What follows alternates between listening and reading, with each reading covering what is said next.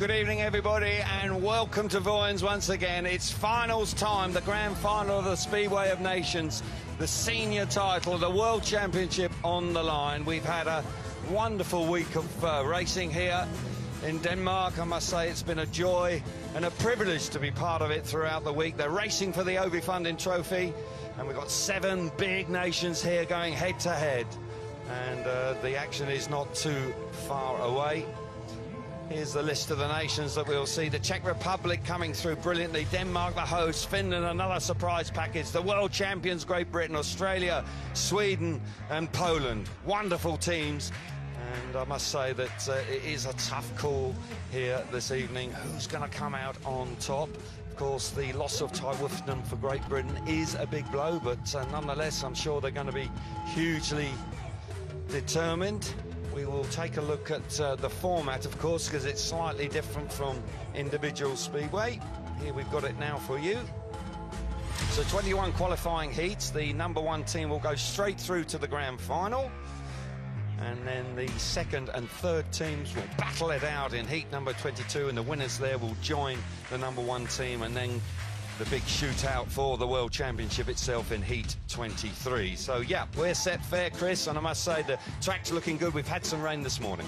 Yes, we have, and I think it's probably done us a favour, to be honest. You know, track preparation all week long, I think, has been great. They've managed to keep the track together, and we've got a great race track for this evening.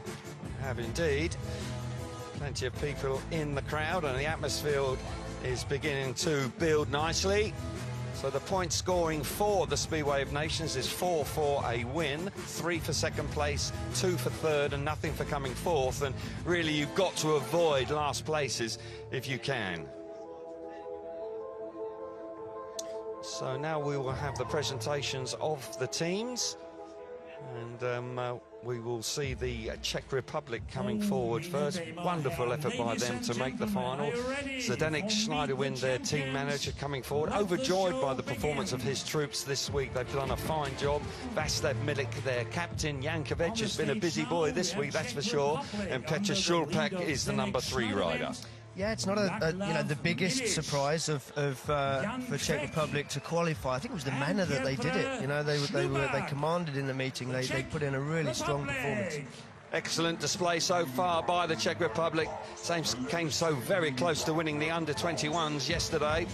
But Poland coming out on top, keeping that run of victories going. Now we've got up for the big surprise of the week, you've got to say, the Finnish team, their manager Peter Jansen, led by their captain Timo Lahti, Timi Salonen going great guns, and their #3 rider Jesse Mustonen. Got to say they did superbly well this week. They did absolutely fantastically. You know, it's no surprise Timo Lahti scoring points. He's an experienced campaigner, but Timi Salonen was absolutely fantastic. He was indeed, and the under-21 rider really did come to the fore and ride out of his skin. So consistent alongside the experience of Timo Lahti. Doing a very fine job indeed, and be interesting to see. They've got nothing to lose, they've got everything to gain here. Now here we see the Australian team coming forward, led by Mark Lemon, their team manager. Did very well, of course, earlier this week. Jason Doyle is their captain, and Max Fricke, another Grand Prix star, of course, and Jack Holder. 3 Grand Prix riders, Chris. Good lineup. Yeah, great lineup. Went about their business quite quietly, actually. Sort of nothing too fantastic, but topped the charts. And I was speaking to Mark Lemon earlier, and I said, what's the feeling in the camp? And he said, it's not a word I've ever used before to describe Australia, but I would say mature. Okay. Make of that what you want. Yeah, well, it was a very mature performance they put in earlier this week to come through to the final, and they are a dark horse. If they get their act together, they will have their part to play. So next up on the podium is Team Sweden, who won their semi-final in fine style, quietly going about their business. Morgan Anderson is their team leader. Great to see Fredrik Lindgren, their captain, back. Oliver Berntzon and Victor Paravara, who didn't get a ride in the semi-final, but nonetheless, the Swedish team did a terrific job. Yeah, top job, and nice to see Oliver Berntzon riding so well. 20 points in their semi-final after a difficult Grand Prix season a couple of years ago. It was indeed, and as I say, once again, such a competitive lineup. They rode very well in their semi-final, so can't discount the Swedes. They won here in 2015 and got gold. So there's no doubt that they'll be very ambitious this evening. Really is going to be a tough battle out there this evening. Can't wait for the action to get underway. Here we see now many people's favourites for the gold medal for the World Championship. Rafael Dubrovsky, their team manager, coming forward.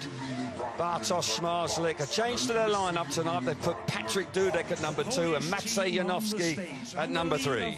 Strong side, not a convincing performance in semi-final 1 on Wednesday, but you've got to say when you look at 3 Grand Prix riders in their lineup, they haven't won this competition in this format. 3 silver medals the last 3 years. They want gold. They do indeed, desperate for gold. Will it be their turn in 2022? A lot of people fancying their chances, but there's no doubt that they're going to have to perform a lot better than they did earlier this week in the semi-final, where they had to go through the last chance qualifier. So here we have the world champions coming forward now. They're led by Simon Stead and Oliver Allen, the duo of team managers, and of course just a duo of riders with the Lossotay Woofenden. And we've got Robert Lambert, the captain, and Dan Bewley are the 2 representatives for Great Britain. Huge blow for Team Great Britain, losing Ty Woofenden in that training accident. But, you know, I heard somebody say earlier today, well, they've lost their race winner. Well, I don't agree with that. I think coming into this event, they had 3 race winners, and now they've got 2. They have indeed, and there's no doubt they performed at a very high level last year to win the World Championship, and very keen to do the same here tonight to retain the title. Tough, no doubt about that, but Speedway at this level is tough. Now we see the host nation coming forward. Hans Nielsen on his final appearance as the coach for the Danish team. Henrik Müller is his sidekick, and they come forward, and Leon Madsen, Mickelsen, and Anders Thompson. That is a terrific lineup, and they are desperate for gold tonight. Yeah, the host nation packed with talent, and as you say, Hans Nielsen's last event, and what a way for him to go out if this trio could pull off the gold medal this evening. It would be a fabulous achievement, and there's no doubt it would be a huge boost for Danish Speedway. There's no question about that. So they're the 7 teams. Not too much longer now before the action will get underway. But we will now have a small pause, and we'll have the national anthem.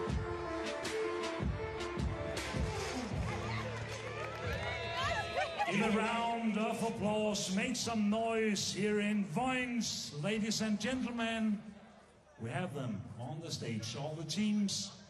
And now, ladies and gentlemen, please be upstanding for the national anthem of Denmark, mine damer og herrer, den danske nationalmelodi.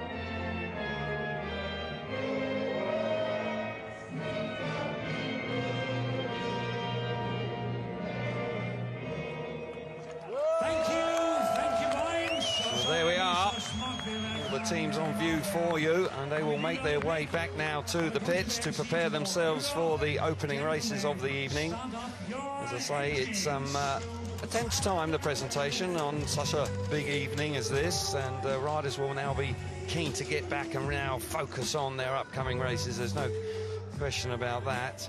Who's going to win tonight? So tough to call, no doubt about that. But nonetheless, it's going to be a thrilling night of Speedway.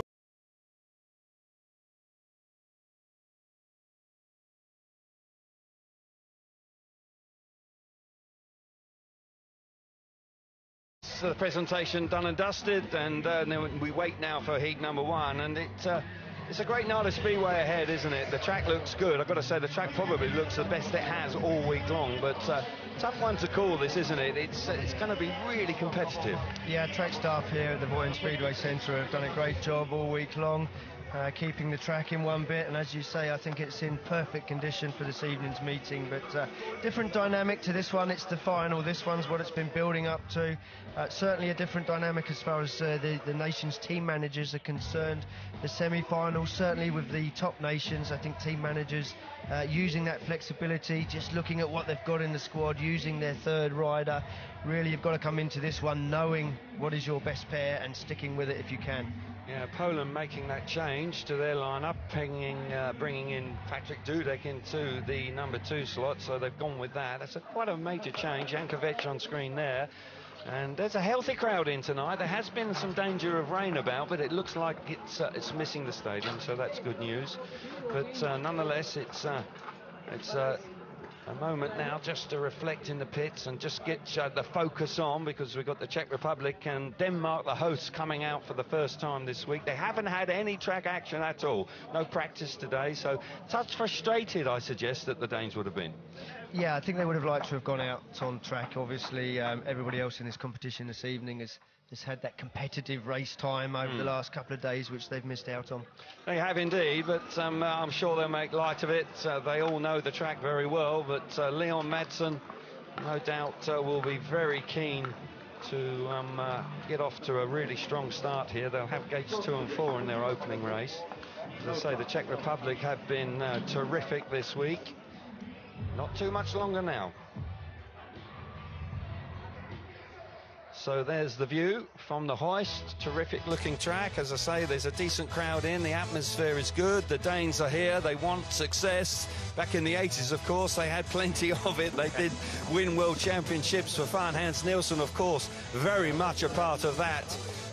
And they've had success on a regular basis up until recently, but they've got quality here. Mickelsen starting the Grand Prix series so well with finals, 2 consecutive finals. Had some injury problems, which has just sort of halted his progress a little bit, but he looks like he's back to full fitness now.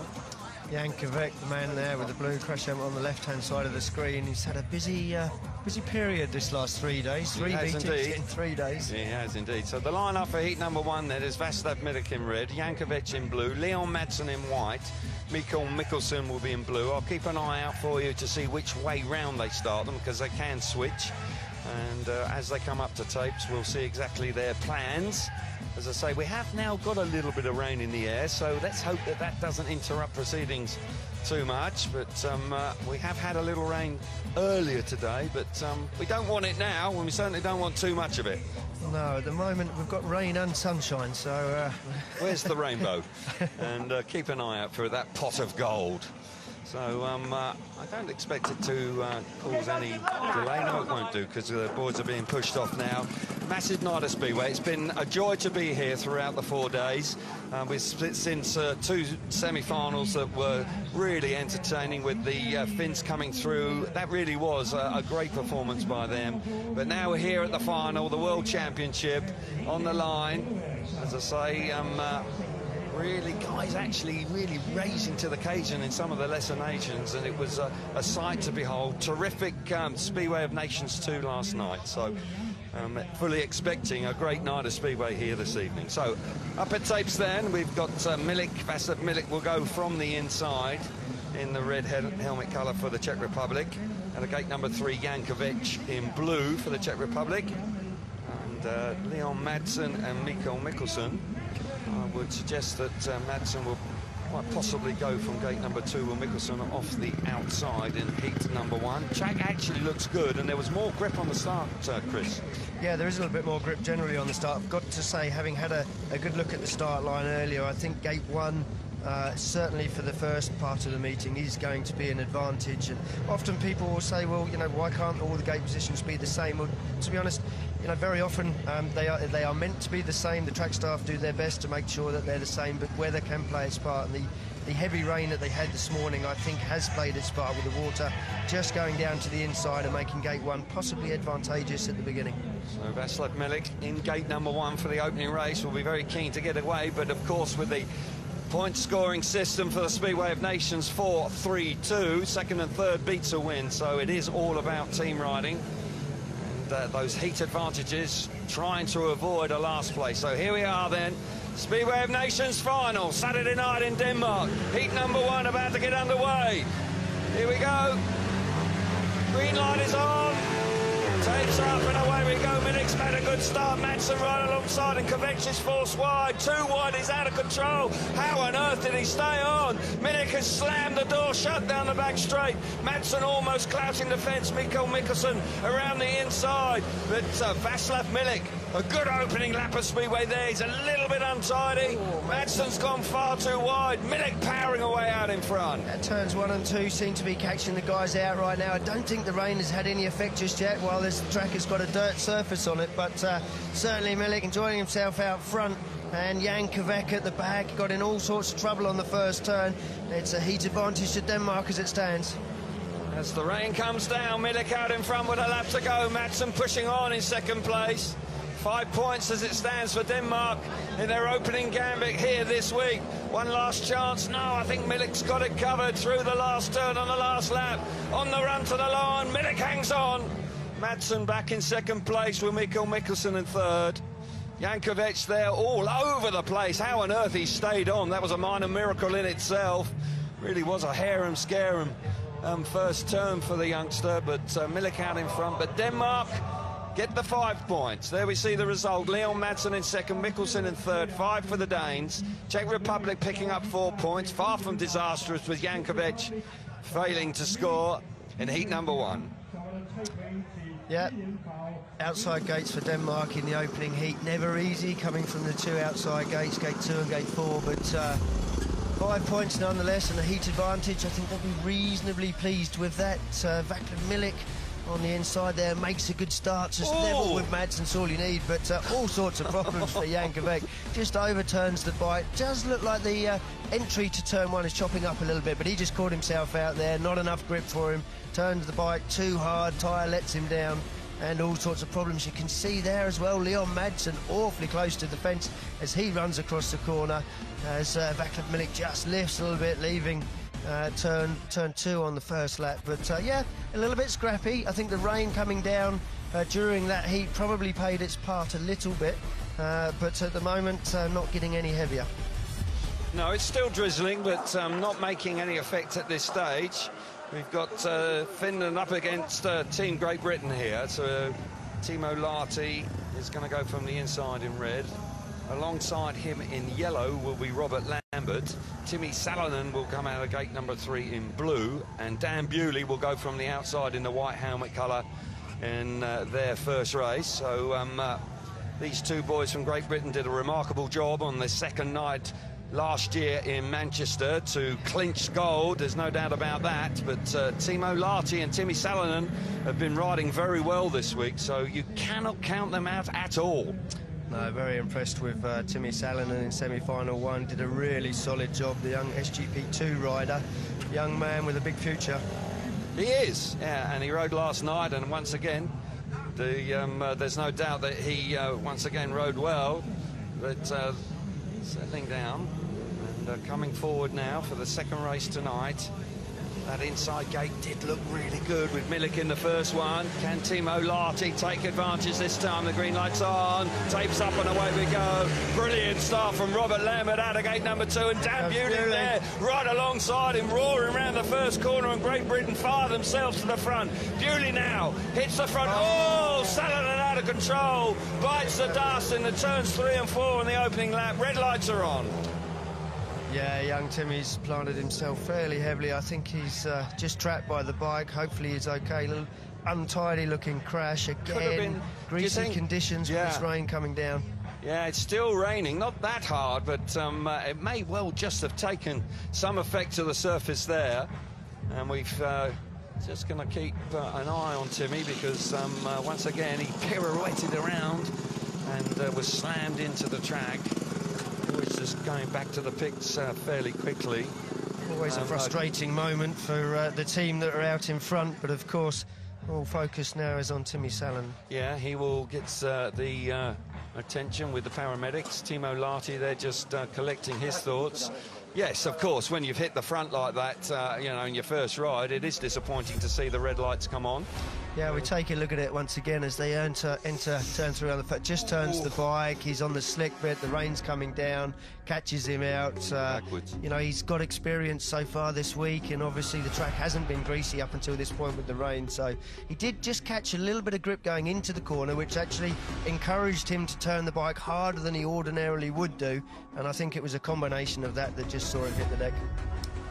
Yes, it was. So he will be excluded, of course. So Finland will be then just have one representative in the rerun of heat number 2. The ambulance is on track, so there is concern for Timi Salonen. Did actually hit his head quite hard as he actually sort of almost whiplashed into the track there. So fingers crossed he's okay.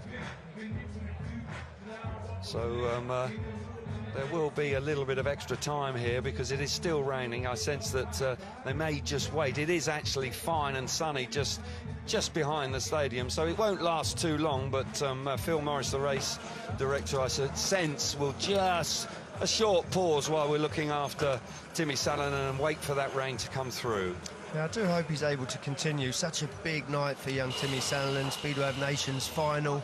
I'm not sure he would have expected that coming into this week, so it's going to be a big shame if he can't continue.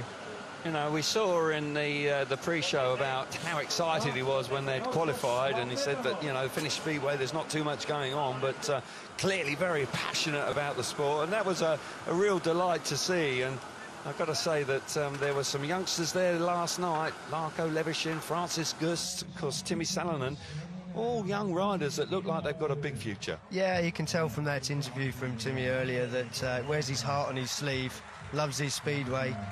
It's good to see him up. He's now just limping back. Looks like he's holding a wrist. Maybe he's just gone down on one of his wrists. Yeah, well, they'll be hoping he can continue. They have got Jesse Mustonen, of course, their number 3 rider, but Timi has been in fine form, so they won't want to lose him. They won't have him for the rerun, of course, but he does look like he's feeling a bit knocked about there, to be perfectly honest. But nonetheless, he hasn't been put in the ambulance, but there's no doubt that he's in some discomfort. He's not comfortable at all, is he? Which is very unfortunate.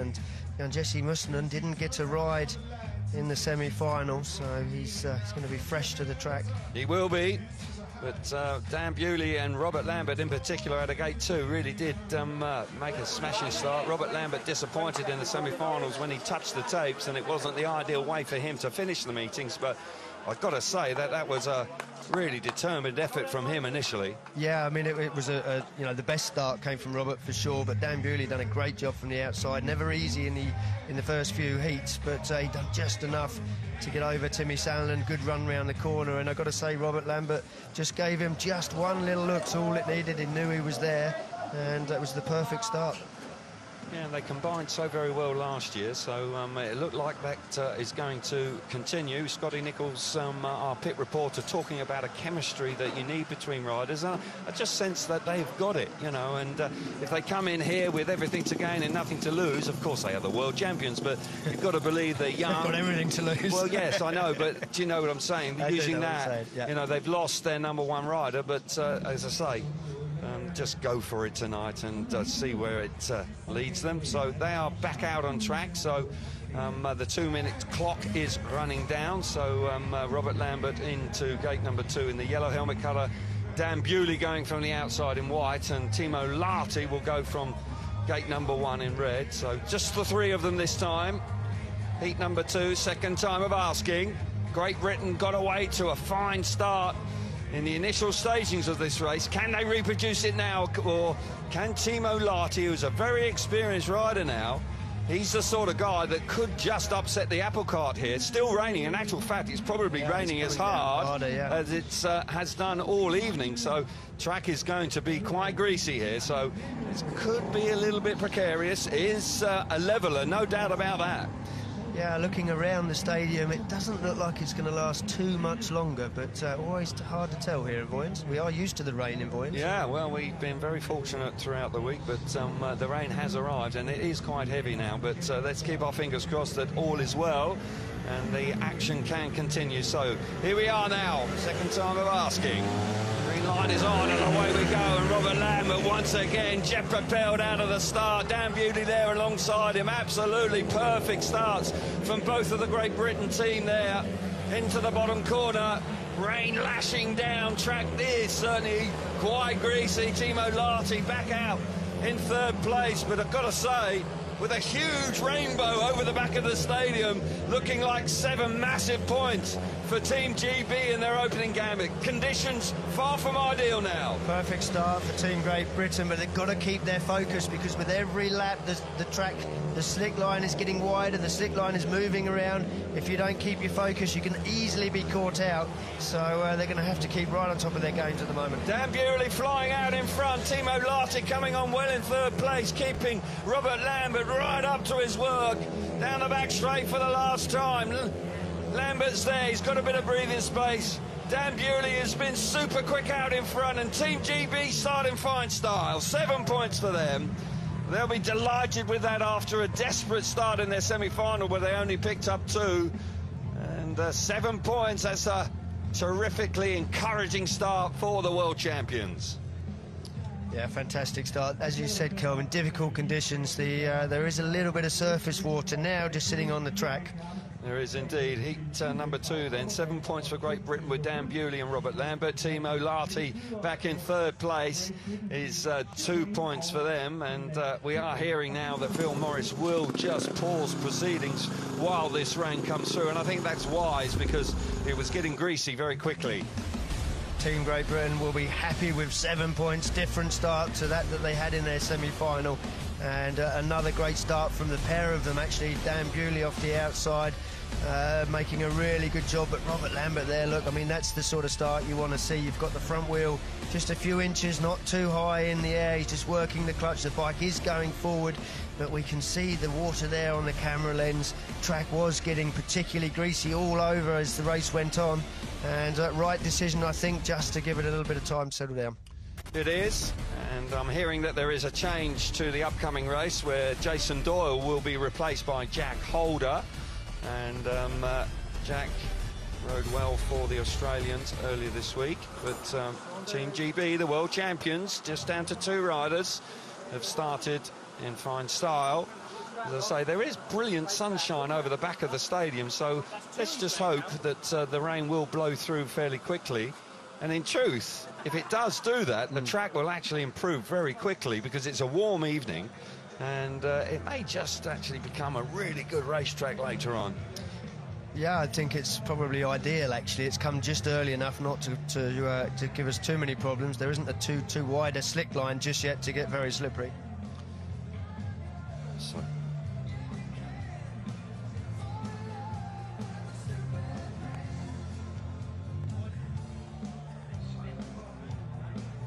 So there's the view from up on high down on the track. You can see the water glistening on the surface, and Jacob Olsen on the left there talking to Phil Morris, and I think it's the right decision. They can see the weather coming, so they know that it's going to improve. They just want the wind just to hurry up a bit and just get it through quickly, but it's easing off quite quickly. It was quite heavy in heat number 2 there, and it was just beginning to impact on conditions. We don't want unsafe conditions. We've already seen Timi Salonen clouting the fence.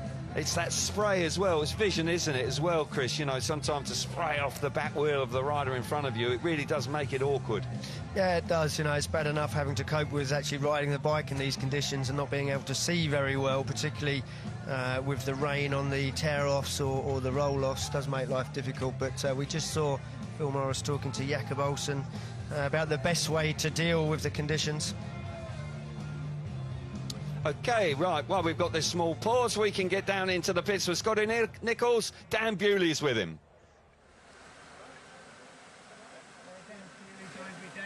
Great start for the GB boys, but not necessarily ideal conditions.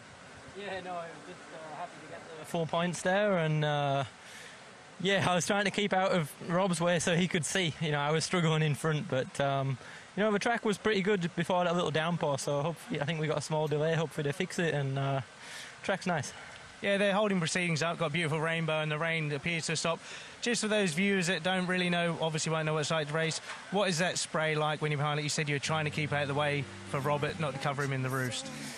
Yeah, it's like going down the M6 in the fast lane and it's pelting down, but imagine that and then it's on a farm warning and you got all the dirt off the tractors. That's kind of what it was like for Rob, and you know, I had the windscreen wipers on full blast, but you know, just it's difficult out there, but you know, I think it's going to come good. So you were in prime location, and we don't have wipers, by the way, so that's pretty treacherous. Yeah, but maybe they would just smudge all brown, but no, I think it's going to be good later on. And just looking forward, obviously the rain will have an impact on the track. Is that going to have a big impact on the decisions you make with a bike? Yeah, a little bit, and you know, for me, you know, I have a reputation that I like the rough tracks or wet tracks, but it's not always the case. But you know, I think it could produce some material later in the meeting, and it could be fun. Well, let's hope the good form continues, mate. Let's hope the rain stays away, and good luck for the rest of the night. Thank you. Yeah, thank you, Scott. And good to hear from Dan Bewley. I tell you what, he said he was struggling. He didn't look like it, did he? He was flying out in front. So we're on with the racing again. The rain has stopped and riders are appearing out on track. And heat number 3, we will see Australia going up against Sweden here. So, and as I said, there was a change to their lineup. It does appear that Jason Doyle will be replaced by Jack Holder here. Australia, there's a crash already with the Swedish team running into Max Fricke before the race has even started. Before they've actually got on the track. There's the lineup for you. Jack Holder, Max Fricke, Fredrik Lindgren and Oliver Berntzon. So not too much longer before we're on with the action once again.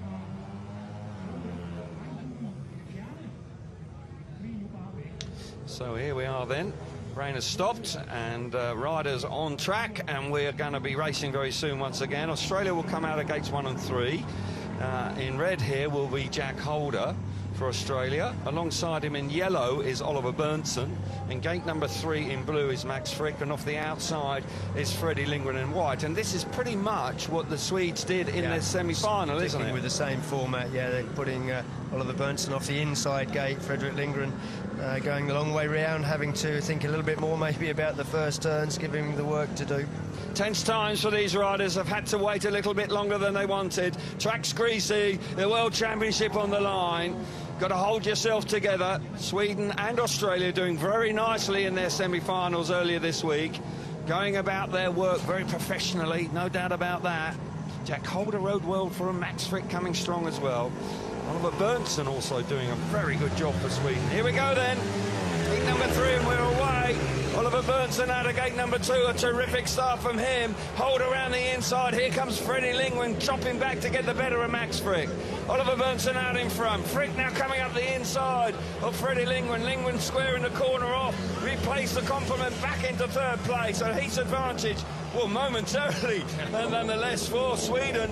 Fricke riding awfully hard, but Berntzon's got a good lead. He's out in front. He's clean and tidy. He can see where he's going. Holder in 2nd place. Lindgren working overtime in 3rd place. Tricky conditions, but these boys are really giving it everything they know. Right now, there's plenty of tractors out there on the M6. These boys can't see very much at all, particularly the chasing pack there. The 3 of them absolutely getting covered. Jack Holder just having a little look round, see if there's anything he can do to slow maybe Fredrik Lindgren down. He's just trying to pin him down on the inside, but it's getting so tight. These guys are doing great. The track conditions are very difficult. So Oliver Berntzon out in front. Got to say, Holder trying to slow it all down, but Freddie Lindgren holds on for 3rd place. 6 big points for Sweden. Difficult, very difficult, but a great outcome for Team Sweden there, with Max Fricke trying so hard at the back and Jack Holder trying to do the teamwork there to slow the race down to allow his teammate through. Here's the result. 6 points for Oliver Berntzon and Freddie Lindgren for Sweden. 3 points for Australia. Jack Holder finishing 2nd and Max Fricke missing out that time. Great result there for Sweden in difficult conditions. Oliver Berntzon in yellow. The Swedes did this in the semi-final. They put Oliver off the inside gates each time, and he really is trapping, even though track conditions are greasy right now, different to the semi-final, still making that bike work perfectly. But the chasing pack, Jack Holder, Max Fricke, Fredrik Lindgren, going at it hammer and tongs in difficult conditions, getting sprayed in every corner. They can't see a thing, and they're still going wheel to wheel. Great action. It was great action indeed. Heat number 4, and we've got riders up at the tapes already, and we're on with the action once again. We've got Poland here up against the Czech Republic, with Bartosz Zmarzlik on the inside in the red helmet colour. Alongside him is Vaclav Milik in white. Gate 3 will be Patrik Dudek in blue, and off the outside is Jan Kvech in yellow. Vaclav Milik impressive in his first outing, but Poland, who struggled in the semi-final, had to go through heat 22 to qualify, and possibly a touch complacent actually earlier this week, but you just sense that they're going to be really focused and concentrated to try and pick up their first gold medal, which is quite incredible in the Speedway of Nations. Yeah, extraordinary. Jan Kvech is off the outside gate, suffered a tough first turn in his opening heat. Here we go then, heat number 4, and we're away. Zmarzlik makes a great start. Milik then follows him through. Here comes Kvech around the outside. Got to say, it's all about Kvech. Kvech coming on strong. Now Zmarzlik responds, turns the bike, but Kvech once again. Zmarzlik has a quick look at it and slams the door shut. But it's got to say, Milik in third place, Patrik Dudek out the back. Zmarzlik looking around, he can't see his teammate, he now powers on, but the Czech Republic, their form continues. Zmarzlik out in front, being chased hard by Kvech. Yeah, Zmarzlik a little bit reserved on the opening lap. I've got a feeling he thought that it was Patrik Dudek that was just on his right-hand shoulder, but it wasn't. It was young Jan Kvech riding great this week. Race has settled down now, and Zmarzlik's just moved out mid-track, having a little look around, seeing where the track's working, but it's a heat advantage as it stands at the moment for Czech Republic. They'll be happy with that. They'll be delighted with it, Chris. There's no question up against the Polish team. Zmarzlik's going to win the race comfortably. Super ride from Jan Kvech, and Vaclav Milik coming through in third, and disappointment for Patrik Dudek there, and the Polish team once again finding the Speedway of Nations very difficult indeed. But the Czech Republic rock solid in second and third. Here's the result then. Czech Republic 5 points, Jan Kvech and Vaclav Milik in second and third. Bartosz Zmarzlik winning the race, picking up 4 points for Poland. But you've got to say, this form from the Czech Republic has been outstanding. It has been outstanding, and you can see there Bartosz Zmarzlik on the inside just puts the front wheel across the curb. Great stuff. He's actually ridden very, very narrow, giving all the room in the world to Jan Kvech to rush into that corner. I'm pretty sure he thinks that it's Patrik Dudek that's with him. Now he has a look, and his whole body language changes, and he moves out to the mid-track sort of part of the track and starts going a little bit quicker, and shoot plenty of speed, but they're going to need Patrik Dudek to back him up if they're going to get heat advantages. They are indeed, and we won't have a track grading break now. We're going to get on with the action straight away.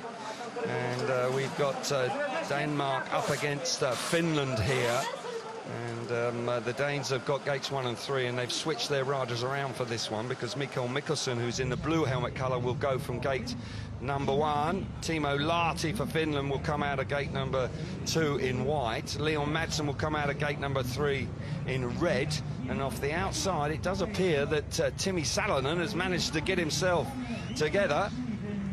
And he's up at tapes, and that's great news for Finland.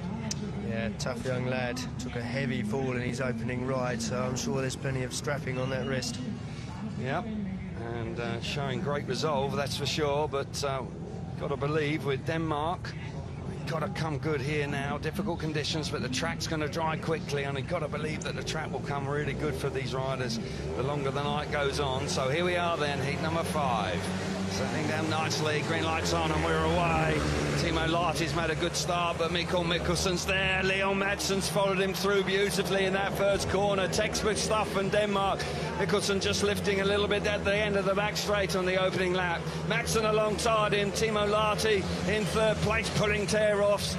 And it is actually Jesse Mustonen actually coming out. It wasn't Timi Salonen, and quite clearly feeling the effects of that accident. But for Denmark, the host nation, out in front, with Mickelsen off the inside this time. They're dominating heat number 5. Yeah, solid start to the meeting from Denmark.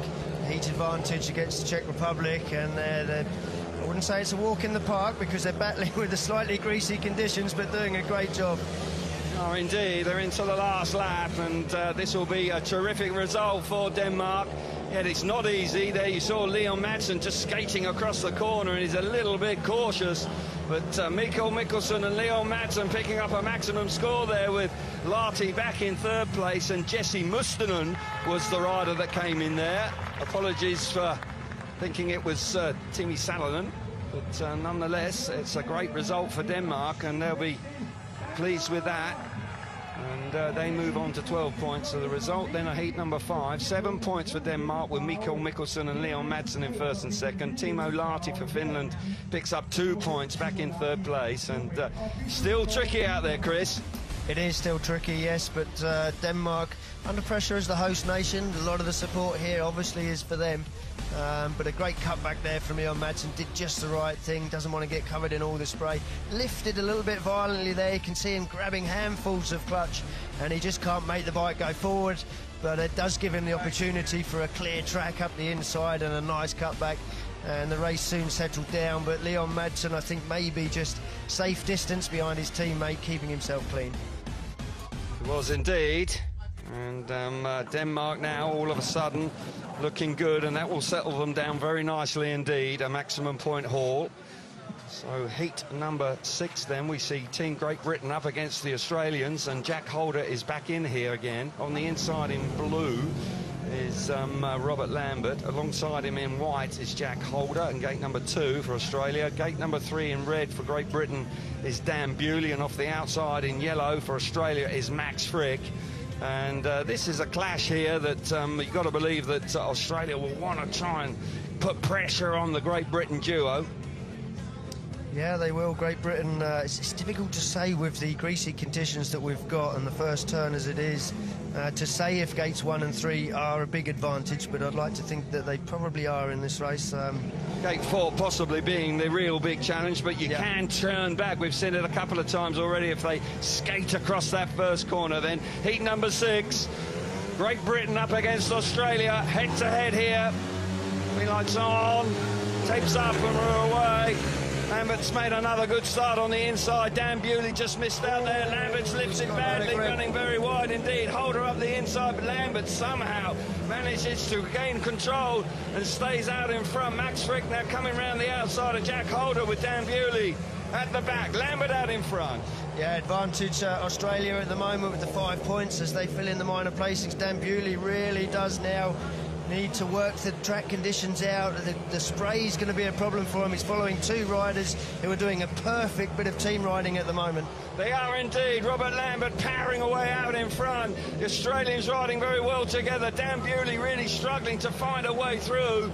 We're coming into the last lap. Robert Lambert's got this all tied up, but 5 points for second and third. Australia will be pleased with that. Down the back straight for the last time. Lambert's going to win at a canter. Dan Bewley is now cut adrift at the back. So Lambert out of the last turn. He wins the race comfortably. But Max Fricke and Jack Holder coming through in second and third, pick up the 5 points and a heat advantage. So solid work from Australia, and Dan Bewley just couldn't quite get out of the gate number 3 and failed to score. And tough conditions still. It's still greasy out there, and visibility is still a problem. So the result then, Australia with 5, Max Fricke and Jack Holder in second and third. Robert Lambert, a convincing winner. He picks up the 4 points, but nonetheless, Australia will be chuffed with that. Yeah, Great Britain stick with the same format. Robert Lambert off the inside, absolutely makes no mistake until mid-corner, and then runs out very wide. Has a little look over his left shoulder, realises that it's Jack Holder hunting him down. We can see there, just there, must be a little bit of rut, and the bike takes off on him very unexpected, moves him across, and the dirt line ordinarily wouldn't be a problem, but it's a little bit too wet and greasy. Dan Bewley found that out later on in the race as he was trying to use it. The wider he went, the slower he went. So difficult conditions for racing at the moment. It is indeed, but the rain has stopped, and there's no question that it will improve. Just got to get through these early heats, and I'm sure the track will come to the riders. So heat number 7 is Bartosz Zmarzlik in red, Patrick Dudek will be in blue, Freddie Lindgren will be in white, and Oliver Berntzon in yellow. And it is as per program here, and well, excuse me, though, Oliver Berntzon and the Swedish team are sticking with their routine. Berntzon will be in yellow off 2, and Freddie Lindgren off the outside in white, and they've been doing that all week long. Yeah, it's been working well. They had a good 6 points, solid start for them in their first one, and Oliver Berntzon really is rocketing off the start. He's been very, very consistent and he scored 20 points for the Swedes in the semi-final. Yeah, very good performance from Oliver Berntzon. So here we go then, heat number 7. Bartosz Zmarzlik winning in fine style, but Patrick Dudek struggling. They've got to click together if they want to win the World Championship. We're underway, and this time it's a much better start, but I've got to say Oliver Berntzon terrific away from gate number 2. Here comes Freddie Lindgren slamming the door shut, but gone too wide. That allows Patrick Dudek into 3rd place. Zmarzlik right up the exhaust pipe of Oliver Berntzon there. He's having a good look round for his teammate. He is in 3rd place, but Freddie Lindgren is doing all he knows out in 4th place. But Oliver Berntzon, well, his form continues. He's out in front, sharp away from gate number 2. Looking good out in front, but here comes Zmarzlik up the inside. Oh, Zmarzlik, a brave move from him, having to turn that hard in the greasy conditions, but he's got his backside well back on the motorcycle, looking for every single bit of grip he can get. Oliver Berntzon knows he's in a race here, and Dudek looking behind him because Fredrik Lindgren is not letting him go. He is not indeed. It's a tense battle here, out for 1st and 2nd and for 3rd and 4th. One last blast for Zmarzlik round the outside. It's not going to work. Berntzon finishes off in style. He wins the race with Poland coming through in 2nd and 3rd. Tough out there, and Poland are not having it all their own way once again. Freddie Lindgren there just getting a little bit too enthusiastic coming out of the first corner. But Poland picking up their first heat advantage of the evening with 5 points. Bartosz Zmarzlik and Patrick Dudek in 2nd and 3rd. Oliver Berntzon, super stuff from him, winning the race and making great starts once again. Yeah, it's all about heat advantages, and this time it was Poland that did the job. But Oliver Berntzon, he just made the jump only alongside both Dudek and Zmarzlik. But once they got halfway to the corner, the bike started to accelerate. He kept the throttle on, he wasn't afraid. Pulled into the corner, pulled himself clear, and Bartosz Zmarzlik threw absolutely everything he had at him. You can see there as he dives into turn 1, I think it was on the 2nd lap, up the inside. And, well, he had to turn the bike hard in greasy conditions, a brave move to make, but he will do that. We know Zmarzlik will throw everything at it. He will indeed. So, a good effort there from Berntzon out in front, that's for sure. Heat number 8 then, we are up at tapes already, and it's the Czech Republic here up against Finland, and it will be the Czech Republic in gates 1 and 3 with Finland in 2 and 4. Milik will go from the inside in red. Jankovic will come out of gate number 3 in blue. Timo Lahti will go from gate number 2 in white, and Jesse Mustonen going from the outside in yellow. And another great opportunity, you've got to believe, here for the Czech team. They are on 9 points, and they've been pretty solid throughout the week, and they'll be looking for another heat advantage for sure. Timo Lahti could be a spoiler if he can get out of that gate number 2. Yeah, more than capable of making a great start, getting across Vaclav Milik, but I've got to say Jankovic has impressed me all week. His second ride, he pushed Zmarzlik on the opening couple of laps. Yeah, he did indeed. He's a rider that really is blossoming. We're seeing plenty of him this week. This is his 3rd night of racing, and so he's getting to know the Vojens Speedway Centre, that's for sure. Track looks like it's improving, Chris. I think the racing's going to get red hot very soon. Here we go then, heat number 8, and we're away. I'm going to say Timo Lahti's made a good start, but he gets a shove there from Milik. Milik forces his way through. Here comes Jankovic, Czech Republic 1 and 2. Down the back straight for the first time, tied between the two teammates. Milik running a little bit wider, giving Jankovic a little bit more room. Look at Jankovic, he looks comfortable out there. Bike working well. Yeah, round the outside is Milik. Jankovic doing the business. Yeah, he's got such good track craft. He's got throttle control. He can make the bike work on the slick inside line. I think he was caught out a little bit by Vaclav Milik in the opening lap. I think he just turned in on him a little bit sooner than he thought. But I've got to say, Vaclav Milik is riding a bit of a rodeo ball there for a moment. He was indeed lifting unexpectedly into the last lap. They're dominating the race in front of Finland here with Jesse Mustonen coming through into 3rd place with Timo Lahti at the back. But for Milik and Kvech, smashing result on the cards here. 7 massive points for them. Czech Republic doing the business once again. 7 points. Can't count them out tonight with the way they're riding, no doubt about that. Smashing effort from them. Finland just got to believe that they're running out of steam a little bit here this evening. Hasn't been their night so far. But for the Czech Republic, now after 3 races, moving on to 16 points. 7 points for the Czech Republic then. Vaclav Milik and Jankovic. Jesse Mustonen finishing 3rd, picks up 2 points for Finland. But what can you say about the Czech Republic? This is a surprise, and tonight, in difficult conditions, they're coming good. What can you say about the Czech Republic? They're doing a great job, I think is what you can say. Timo Lahti made a decent start there. He got a nudge from Vaclav Milik. Now Jan Kvech, a real smart first turn as he just switches between the Finnish pair. But down the back straight, I think Jan Kvech thought that Vaclav Milik was more aware of him, and as he entered turn 3, Vaclav turned in just a little bit earlier, I think, than Jan Kvech thought he would. I think he thought he was going to get given the room, didn't, and almost got caught out, but a great result. 7 big points for the Czech Republic. Yeah, smashing result for the Czech Republic, 16 points in total, going along very nicely indeed. So here we see then the riders up at tapes. And heat number 9 with Denmark up against Great Britain, the world champions.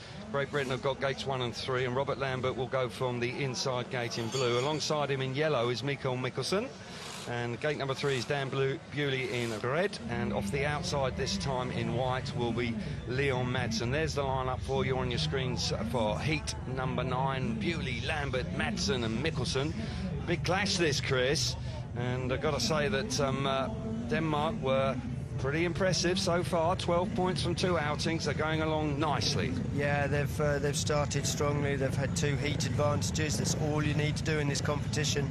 If you can just grab a heat advantage every time out, you're going to be there or thereabouts when it comes to either automatic qualification or certainly making the top 3 to make the qualifying race. No temptation from Great Britain to swap their riders around here. Dan Bewley once again going from the outside, made a poor start at gate 3 last time, so he's got to improve on that because he's up against 2 hard chargers from Denmark. Denmark very keen to win gold here this evening. Heat number 9, green light is on. Tapes are up and away we go. Robert Lambert has made another great start.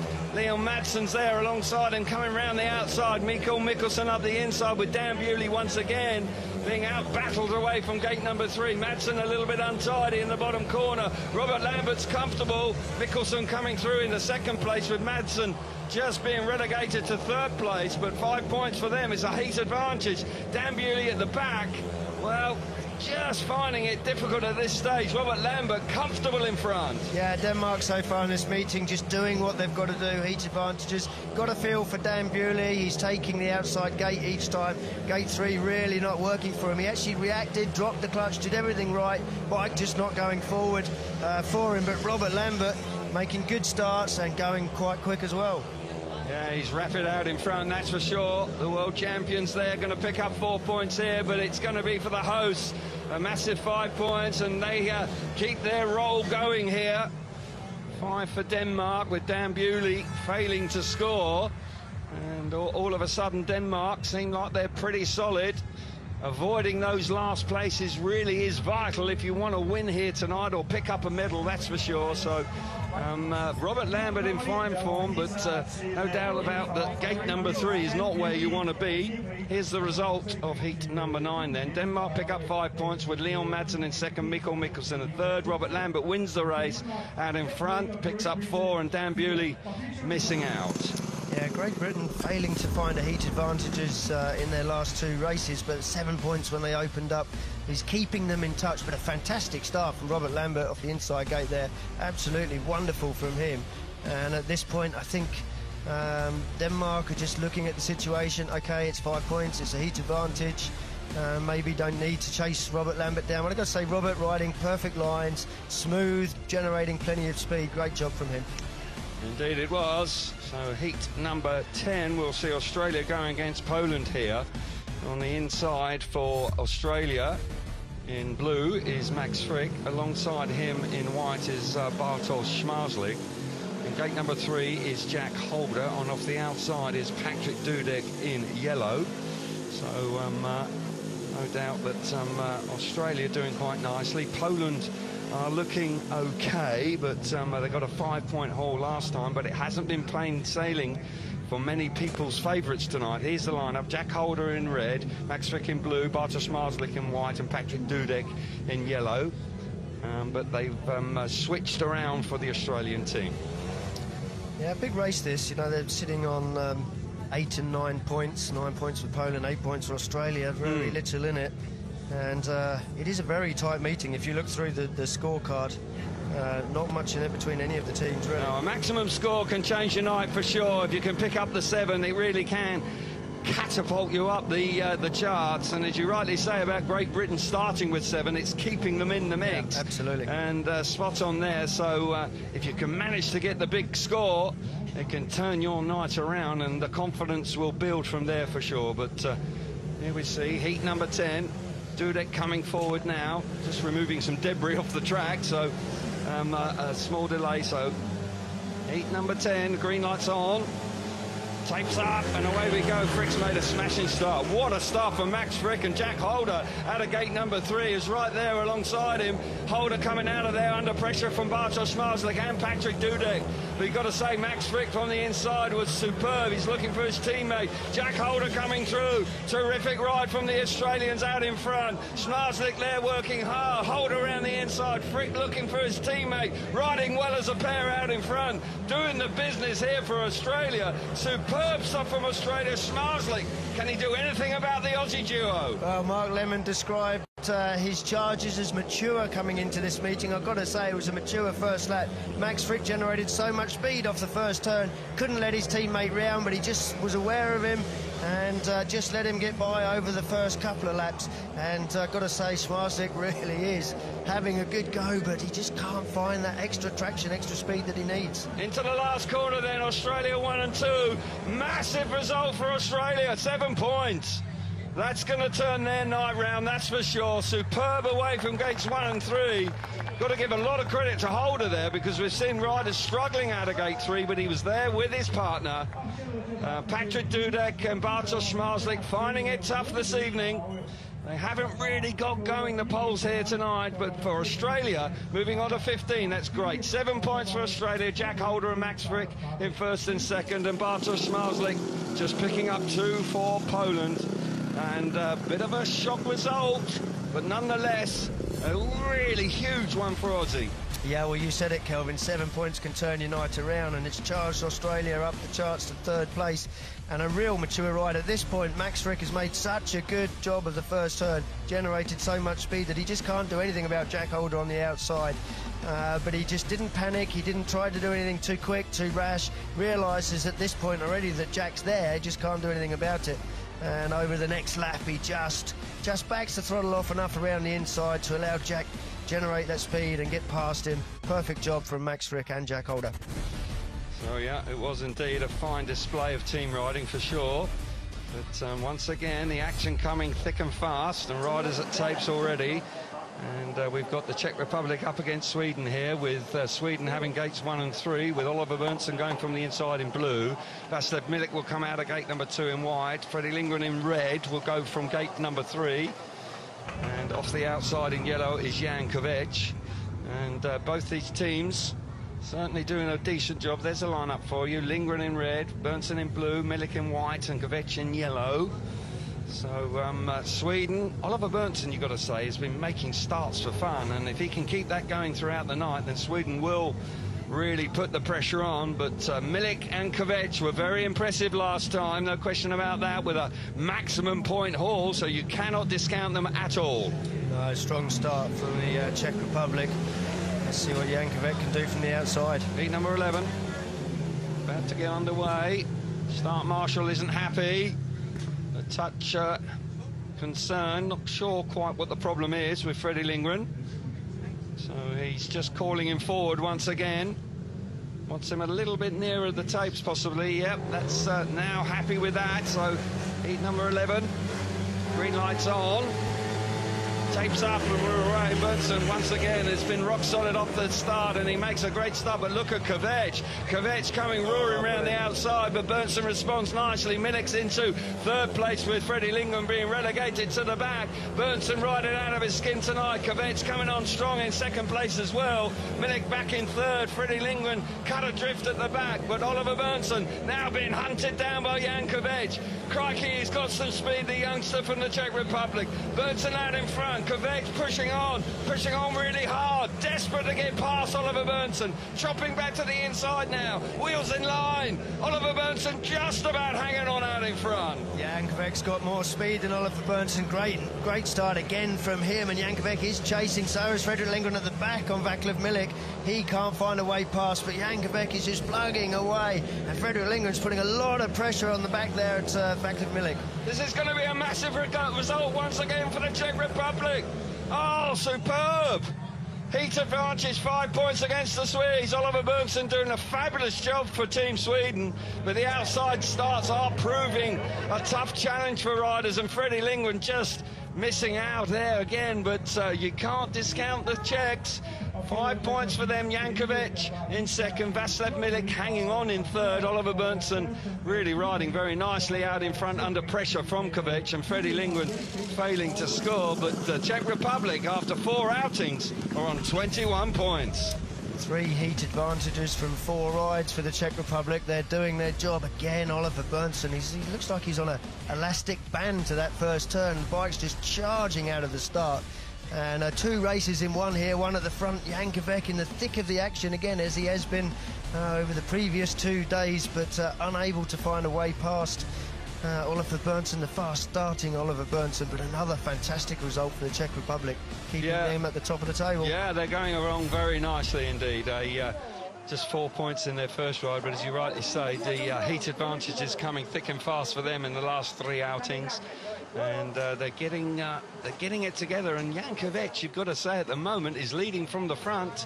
The more experienced Vaclav Milik just struggling with conditions a little bit, but hanging on. But Kvech, he's ridden 3 nights on the spin here in the Vojens Centre, and he really has got it nailed now. Yeah, well, he knows his way around, that's for sure. I mean, it's fair to say track conditions are slightly different to the 2 semi-finals, but I quite like them actually. We had the rain, that's unsettled the track and the riders for a few races, but I think we've got a pretty good race track now. It's just probably need another couple of races, possibly a track grade just to settle the track down, and I think the second half of the meeting is going to be very entertaining. Yeah, can't disagree with that. We've got Australia here up against Denmark, and Denmark on 17 points with Australia on 15, and Australia riding really nicely against Poland last time. Terrific result for them, 7-point haul against the might of Poland. Not an easy task, but Denmark also doing a fine job. They have had 3 heat advantages, 2 5-point scores and a 7 in their second outing, and they sit in second place at this stage on 17. Can go to the top, of course, if they can pick up 4 or 5 points here. Australia will come out of gates 2 and 4. Max Fricke will go out of gate number 2 in yellow, and off the outside is Jack Holder in white. Leon Madsen's going to go from the inside in red this time, with Mickelsen in blue going from gate number 3. Leon Madsen in red, Mickelsen in blue, Jack Holder in white, and Max Fricke in yellow. So, yeah, 2 teams in fine form here, Chris, and this could be quite a tear-up. Yeah, it could be, and Denmark so far this evening, 3 rides, 3 heat advantages, so they're doing everything they need to do, working as a team. Yeah, they are, and as you say, that word coming through, mature performances, but Mickelsen certainly is looking very eager there on gate number 3. Leon Madsen, they were a little frustrated before the meeting started about the fact that they didn't get any track time, but in truth it isn't really holding them back. They've been pretty solid throughout so far. Just need to keep moving it on. Possibly gates 1 and 3 a small advantage, but we will see. Fricke's been good, but Jack Holder also, we haven't seen Jason Doyle yet, but Jack Holder really is keeping Jason Doyle out of the races at the moment. Yeah, he's been in the points, winner last time out, doing a great job. Doing a fine job for his country. Team Australia, of course, another country with a rich history of World Championship success. Looking for a medal tonight at the very least, and on the evidence of their last performance against Poland, well, you wouldn't put it past them winning here this evening. So here we go then, heat number 12, Denmark up against Australia. Tapes up, oh, a bit of movement from Leon Madsen, he's got away with it, I think, but what a start from Jack Holder. Red lights are on. Red lights are on. Referee Alexander Leotasinski from the Ukraine.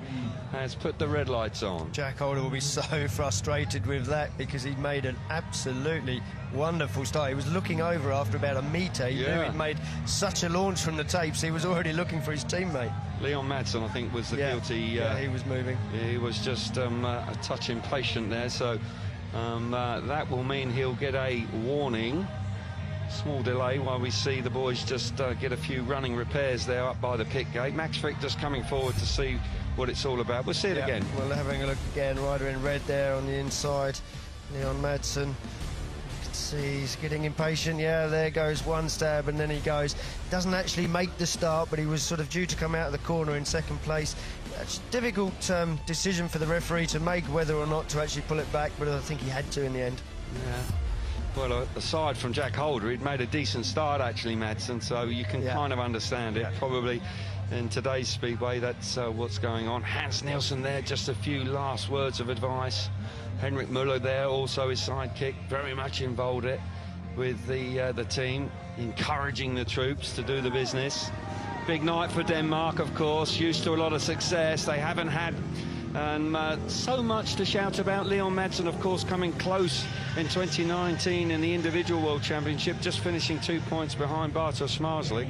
But since then, he's had a lot of injury troubles and hasn't really looked like winning the championship. But here this evening, they'll be very keen to. Yeah, nicely positioned this year in the championship in second place. So I think it's 18 points the difference, so a little bit to make up. Yeah, so work to be done on that front. We'll be in Cardiff in 2 weeks' time, of course, for the next round of the championship on August the 13th. So here we go, second time of asking. Denmark against Australia. Tapes are up, and Leon Madsen's made a good start on the inside. Mickelsen chops to the inside, holding up the Australians. Here comes Holder around the outside. Great move from Holder. He powers his way into second place. Madsen holding it tight through turns 3 and 4. Holder on the outside, roaring there. Max Fricke at the back with Mickelsen in third place. Madsen now coming under pressure. Holder riding really well here this evening. He's got speed. Which way he's going to choose now? Goes for the dirt on the outside, squaring the corner off, trying to get some more speed out of the motorbike. He's right there, putting pressure on Madsen. Yeah, Jack Holder making the track work for him better than anybody else out on track, I think, so far this evening. He is making the outside advantageous. People haven't been able to do that so far with the dirt being so wet. Really clinging on to Leon Madsen. One mistake from Madsen, and I think Jack Holder's going to be ready to pounce. It could very well be, but if it finishes like this, it'll be a heat advantage for the Danes. 6 points for them coming through the final corner. Madsen hangs on out in front. Jack Holder coming on strong, with Mickelsen back in third place. 6 points for Denmark. Once again, the heat advantages keep coming for them, and they move on to 23 points after 4 outings, and they actually fire themselves to the top of the table. Good stuff from Denmark, working together well. Max Fricke just missing out for Australia. It is difficult. They had 7 points in their previous race. 6 points for Denmark then. Leon Madsen out in front, Mickelsen back in third. Jack Holder riding strongly in second place to pick up 3 points for Australia. Yeah, Denmark so consistent. They're just picking up heat advantages everywhere. They've had one maximum heat advantage in their second race. Real professional job, as you would expect. With the team led by Hans Nielsen, but a great start there from the inside for Leon Madsen. Smart first turn from Mickelsen, but Jack Holder's generating so much speed around the outside. He seems to have the bike set up with one thing in mind: I'm going to ride out wide and keep making big corners, try and generate as much speed as I can.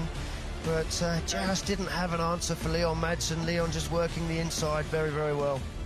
He did indeed. Good result for Denmark. So the Danes are happy, there's no question about that. The home crowd delighted with what they're seeing here this evening from their team.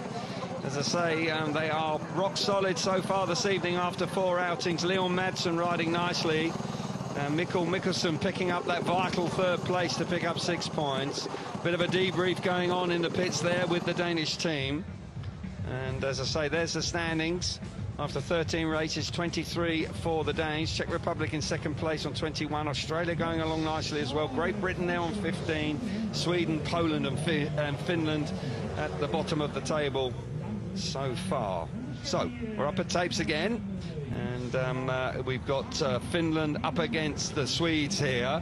with Finland going off the gates 1 and 3 with Timo Lahti in red off the inside. Oliver Berntzon will come out of gate number 2 in yellow. Jesse Mustonen will come out of gate number 3 in blue, and off the outside once again Freddie Lindgren. And Freddie Lindgren is really having to do the hard yards because it's not easy from there. No, they haven't switched it around, even though Freddie has struggled to get in the points. He's had a couple of last places. Yeah. You know, Oliver Berntzon, got to say, you can't see him missing a start the way he's been going semi-final and this evening. I would have been tempted to swap it, actually. I think in this race it would have been a chance just to test it out and see how it goes, because I think he's making good enough starts to actually come from anywhere. Yeah, absolutely right. He's been superb on the start tonight, and his form from the semi-final continues in the final here this evening. The Speedway of Nations final here in the Vojens Centre tonight. It's heat number 13, and we've got Finland up against the Swedish team. Sweden doing quite nicely. They need a heat result here, though. You just suggest a heat advantage here against Finland, who have actually kind of not performed that well. They've only picked up 6 points from their opening 3 rides, so a tough night so far for them. Missing Timi Salonen, I would suggest. But here we go then. Green light's about to come on. Tapes up now, and away we go. And Jesse Mustonen made a good start there, and Timo Lahti, look at that move from Freddie Lindgren. Oh, Jesse Mustonen's gone down in the first corner. They go roaring into the bottom corner. Freddie Lindgren now out in front. Oliver Berntzon coming on strong as well. And Sweden, got to be a red light. Has to be a red light. Yes, the lights are on now. Yeah, Jesse Mustonen actually made every effort to get off the track, but once you go down and the chains and the clutch and everything gets full of dirt, very, very difficult to push your bike sometimes, so that's unfortunate. He could see that his teammate Timo Lahti was in the points. Yeah, he was indeed, and so we will get a rerun here, and Jesse Mustonen will be excluded. A shame for him. We'll just watch what happened again. Yeah, Jesse Mustonen in blue there, just chasing a back wheel there, a little bit unfortunate. Then he turns the bike too hard and just leg goes back, gets himself in a muddle. There's really nobody at fault there. It was a close first turn, but I'd be surprised if he gets himself back in the rerun.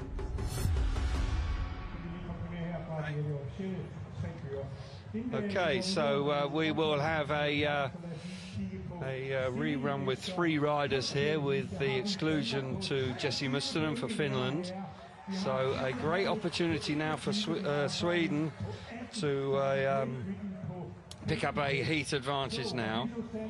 So we've got riders coming forward once again, and the lineup with Sweden coming out of gates 2 and 4. Jesse Mustonen looks okay, that's good news, but unfortunately he will not take his place in the rerun, with Timo Lahti now the sole representative for Finland.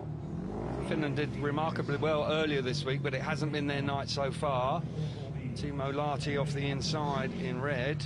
Jesse Mustonen excluded, Freddie Lindgren in white, and Oliver Berntzon in yellow. So second time of asking then, heat 13, settling down nicely. Start marshal's happy, green lights on, and away we go. Timo Lahti makes a good start on the inside and gets himself to the first turn. Once again, Freddie Lindgren chopping back to the inside. What a first corner from Freddie Lindgren. Slams the door shut down the back straight, and that allows Oliver Berntzon through. Perfect move there from Freddie Lindgren, and the Swedish team out in front looking like they've got 7 points on the card. Keep your eyes on Lahti though. Lahti coming over the inside. Smashing move there from Timo Lahti to force his way through into second place. Oliver Berntzon's not out of it. He's going to work really hard. Back in third place, but Freddie Lindgren this time looking good in front. Yeah, he is. Timo Lahti, so much effort coming from him. Oliver Berntzon just not making one of his electric starts, and he's in the traffic, but nonetheless it's a heat advantage as it stands, and will be in this race for Sweden. But Timo Lahti really is putting the pressure on. He's going great guns in second place. Freddie Lindgren now powers into the bottom corner for the final time, lets the bike run wide, charges to the checkered flag, picks up a win. Oliver Berntzon back in third place, so 6 very useful points for Team Sweden. Timo Lahti playing his part there, riding nicely there to come through into second place, so congratulations to him, all on his own. A nice ride for Timo Lahti, but for Team Sweden, 6 points for them, with Freddie Lindgren out in front, Oliver Berntzon back in third place, Timo Lahti picking up 3 points for Finland in second place, all on his own. Yeah, great effort from Timo Lahti. The Finns are cut off, really cut adrift at the bottom on 9 points, but he's not throwing the towel in. He makes a good start, particularly against Berntzon, but he makes a mistake, just collects the rut, and Freddie Lindgren comes through, shuts the door, as you say. You can see there the throttle goes off, and as soon as he does that, Oliver Berntzon comes through. But Timo Lahti, experienced rider, just using plenty of track craft, throttle control, manages to get himself back up the inside and grabs himself 3 points. Unfortunately for Finland, they just move on to 9 points after 4 heats. Yeah, that's a shame for them because, but nonetheless, they did remarkably well to make the final, so everything here is a bonus, you would suggest. There's the standings on the right-hand side. Denmark on 23, Czech Republic 21, Sweden now moving into 3rd place on 20, so a good move by them with the 6 points in their previous race. So we're back up at tapes here with Poland up against Great Britain, the world champions. We've got Maciej Janowski coming in this time, Chris, for Patrik Dudek. He'll go from the inside in blue. Alongside him is Robert Lambert in yellow in gate number 2. Gate number 3 is Bartosz Zmarzlik in red for Poland. And on the outside, once again on the outside, is Dan Bewley for Great Britain in white. Yeah, Rafał Jabruki calling the shots. A couple of last places for Patrik Dudek. And you're not going to get heat advantages with last places, so tough one for Great Britain this. Poland, I would suggest, have a slight advantage with the gate positions. And once again, Dan Bewley having to suffer the outside gate. Got to say, I think that gate 4 is marginally better than gate 3, but just happens to have the current World Championship leader inside him. Not an easy task, that's for sure, but Poland are finding it difficult tonight. They're right down in 6th place on 11 points, and that is a shock in itself. So Poland are really desperate for a 7-point haul here. Robert Lambert has been immaculate so far this evening, that's for sure. So heat number 14 then. Poland up against Great Britain, the tapes are up, and Janowski's made a super start on the inside. Got to say that Dan Bewley's making a great fist of it round the outside. Dan Bewley! Brilliant stuff from Dan Bewley. Lambert's up the inside. Janowski's in 2nd. Zmarzlik alongside him. What a first turn from Dan Bewley that was. Superb effort from him. Maciej Janowski now gone back to 3rd place with Zmarzlik coming through into 2nd. Lambert up the inside of Janowski. He's gone from 1st to last, Maciej Janowski. Super move. Can he repay the compliment? No, he can't. Heats advantage on the cards for Great Britain. Yeah, Robert Lambert taking full advantage of Maciej Janowski on the opening couple of laps, having just to warm himself up, get used to the track conditions. Meanwhile, his teammate Dan Bewley with a great first turn hits the front. Zmarzlik's chasing him down, but Dan Bewley's just making the bike work. Don't want too many mistakes like that with the current World Championship leader. You do not. He's into the last corner. He's got it all under control this time. Bewley riding superbly well, tight with Bartosz Zmarzlik. Great effort from Lambert to come through into 3rd place. Poland, well, it's just not working out for them this evening. They've made the changes, but once again, it just hasn't clicked for them this evening. But for Team GB, the world champions, that's a 6-point haul. Dan Bewley out in front. Robert Lambert back in 3rd place, 6 points for them. Bartosz Zmarzlik in 2nd place, picks up 3 points for Poland. And all of a sudden, Great Britain now moving on to 21 points alongside the Czech Republic. But for Poland on 14, it's a disappointing night so far. Good result that for Great Britain, 6 points against Poland. And Maciej Janowski there, tough to come in into the team's 4th ride. He's not had the track time the other riders have had. And we can see he makes a great start. That's something that you don't forget to do. But Dan Bewley just throwing everything at it, hanging off the side of the bike. He knows he's got to do that. He's hitting that dirt wall. And Robert Lambert, right from the off, was getting stuck in. And Zmarzlik around the outside of his team partner, Maciej Janowski. And he doesn't really know where his bike's working, whether it's going to work in the dirt or the slick. Finds himself not particularly doing either, and Robert Lambert taking full advantage. Yeah, nice ride from Dan Bewley after a couple of disappointing rides. It was a hard charge around the first corner, so smashing result for him. And you can see that Great Britain now have forced their way through into 3rd place and alongside the Czech Republic. So once again, we are up at tapes, and we've got the Czech Republic up against the Australian team here, and Jack Holder retains his place. We haven't seen Jason Doyle so far this evening. Max Fricke and Jack Holder are working very well together, but so are Milik and Jankovic. So with the Czech Republic there sitting in 2nd place on 21 points, you've got to say that this is no easy task for Australia. They only picked up 3 points last time. They've got 18 points, so they'll be searching for the big ones, big points here, that's for sure. Milik on the inside in red then for the Czech Republic. Gate number 2 for Australia is Max Fricke in yellow.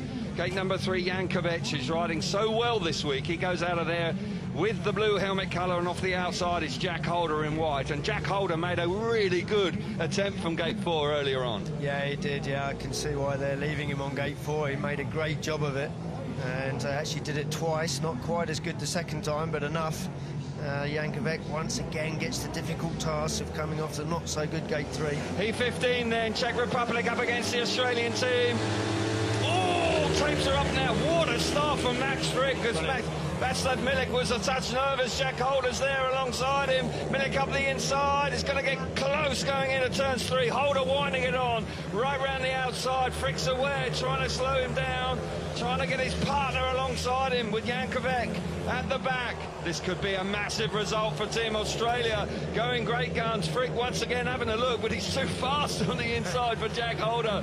But nonetheless, they're first and second. Terrific starts for them. They're now joined at the hit now. Yeah, once again, Max Fricke took another extra lap this time, and he's still not actually managed to do it.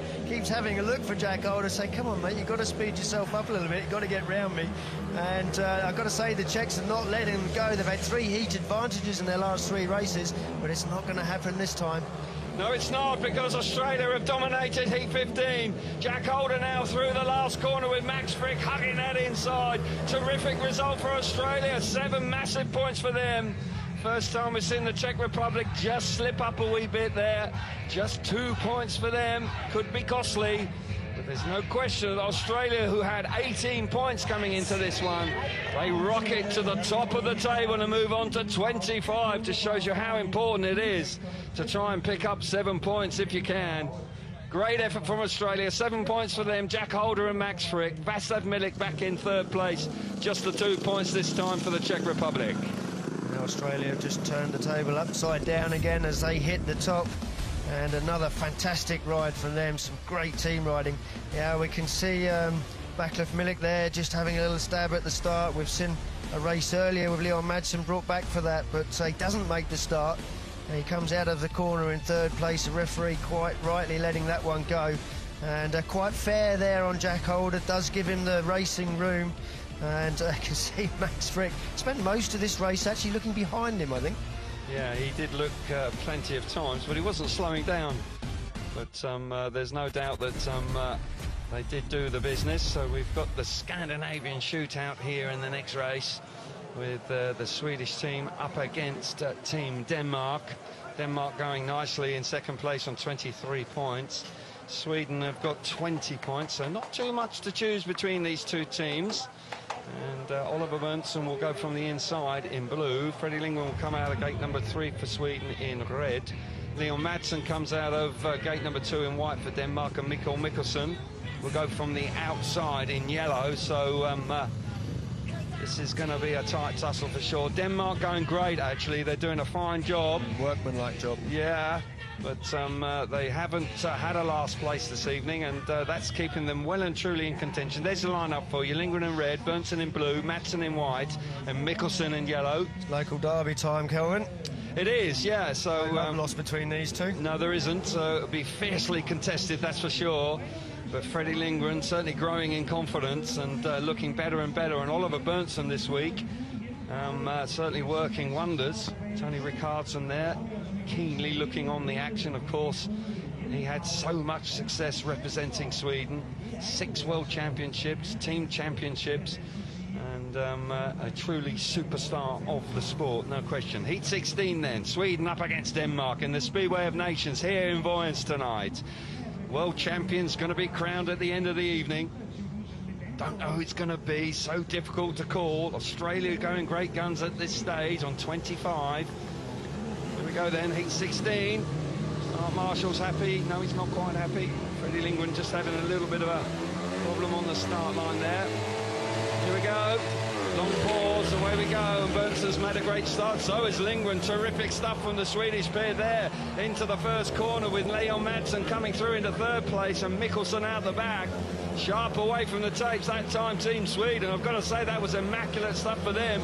Track's coming good now. It's drying out rapidly. All of a sudden, Sweden now, that outside line really beginning to work. Lindgren utilising it brilliantly. Now to the inside, Berntzon. Can Madsen do anything about the pair from Sweden out in front? 7 massive points on the cards here for Sweden out in front, Chris. They're looking great. Looking great. This would take him to the top of the table with 7 points here, but Madsen working the bike so hard, moving around, really is desperately looking for every bit of traction. And he is right on Oliver Vojens' back wheel now.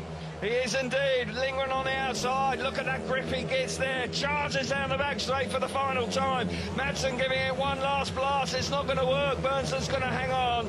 Great result for Sweden. 7 massive points. Denmark drop points really for the first time. The first time they don't get a heat advantage, just picking up 2 with Mickelsen at the back. But Sweden coming out on top with the Scandinavian battle there in Heat 16. Here we see the result.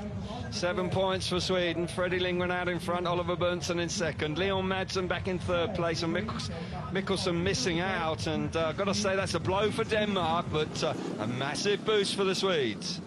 Yeah, a blow for Denmark indeed, puts them under a little bit more pressure, but still looking good on 25 points. And great start from the Swedish pair. Oliver Berntzon once again electric from the start. Fredrik Lindgren this time elects to go around the outside. He knows the track and the dirt has dried out enough for an advantage to be had out there now, and it is definitely the quickest way around the track if you've got your setup right. The big wide line is the place to go fast, but great ride. Oliver Berntzon coming under attack, particularly in the latter stages from Leon Madsen. Got his closest on lap 3, but you see what it means to the Swedish pair to maximum points over Denmark. Yeah, smashing result for Sweden. It's so tight at the top now. We've got Sweden on 27. You've got Denmark on 25 with Australia on 25. The Czech Republic still hanging in there on 23. Great Britain on 21, but with a race in hand, Chris. And Poland having a difficult night on 14, and Finland likewise on 9. But crikey, it's tough to call.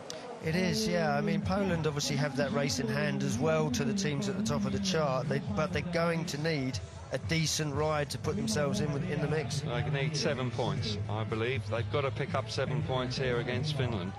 And Finland have not been going quite as well as they would have liked. But let's get some more reaction now with Scott Nicholls. He's got Max Fricke with him down in the pits. Yeah, Max Fricke joins me down here. It's been a tough night with the rain and everything else, but you're looking over your shoulder an awful lot there, which is what we want to see. It's a team riding event. You did it superbly well last time out. Yeah, Jack's riding unreal tonight, so I'm just trying to get off the start to be able to match it with him, and so we can get out there and ride as a pair and try and defend. But you know, it was really tricky out there today, especially with the rain early on. I've got filled in a few times, so going through the tear-offs tonight. That's never any fun, but track looks like it's settling down now, so good luck for the rest of the night. Oh, thank you. Yeah, Max Fricke and the Australian team doing a fine job tonight. So they've given themselves every chance. So heat number 17 then, with Finland up against Poland. Timo Lahti in red, Jesse Mustonen in blue, Bartosz Zmarzlik in white, and Maciej Janowski once again in here. Lahti's on the inside in red. Maciej Janowski will come out of gate number 2 in yellow. Jesse Mustonen will come out of gate number 3 in blue, and Bartosz Zmarzlik will go off the outside in white. And Poland, really and truthfully, this is a must-win for them. They really do need to get 7 points because they're languishing down in 6th place on 14, and that really is a turn-up for the books. Yeah, I can understand Polish team manager Rafał Dobrucki giving Maciej Janowski another ride in this one. He had made a very good start in his one outing tonight, and I just feel that he hadn't been on track, and he could have been on the pace if he'd have had a ride before that. So I think in this particular race against Finland, it's a wise move to stick with him. Yeah, an opportunity. He got away well, but then just slipped. Yeah, he did get a good start, and I would have expected him to really hang on in there, but it didn't work out for him. So here we go then. Finland up against Poland. Poland not having it all their way, far from it. Zmarzlik just settling down, just a bit twitchy on the outside. Start Marshall still not happy. He's happy now. He lights on. Heat 17. Movement on the start. Lahti certainly makes a great start on the inside. Maciej Janowski there, look at Zmarzlik round the outside, but he's gone too wide. Timo Lahti still retains that lead as they enter turns 3 and 4 in the opening lap, but Zmarzlik's going to come roaring round the outside. Fantastic move from Bartosz Zmarzlik. Maciej Janowski back in 3rd place. Can he do anything about Timo Lahti now? Yet Jesse Mustonen is at the back. Great move there from Bartosz Zmarzlik early in the race. He's now set fair for a win. We have Maciej Janowski. Can he do anything about Timo Lahti in 2nd place? Yeah, tough job for Maciej Janowski because, you know, he should have watched his teammate. He would have been watching his teammate around the outside. Lahti's gone to the inside. He's got to make that outside dirt line work, but he's not riding with confidence. He's not getting in the dirt early, and he's not really going far enough. So I don't think he's going to find a way to generate that speed to do anything about Timo Lahti. Right, here we go then. One last turn for Bartosz Zmarzlik. Timo Lahti back in 2nd place. It is a heat advantage for Poland. 6 points, not disastrous, but they would have dearly liked to have picked up 7 if at all possible. But Janowski didn't make a good start there. He just didn't get away as well as he would have liked. Great move from Zmarzlik early doors to get the better of Lahti. But 6 points for Poland. Bartosz Zmarzlik winning. Maciej Janowski back in 3rd place. Timo Lahti riding well for 2nd. Picks up 3 points for Finland, and Mustonen missing out, but things aren't really going the way of the Poles. They're on to 20 points. They're not completely out of it, but it's tough work for Poland this evening. Yeah, as you say, they're not out of it, but they're not in a comfortable position at all.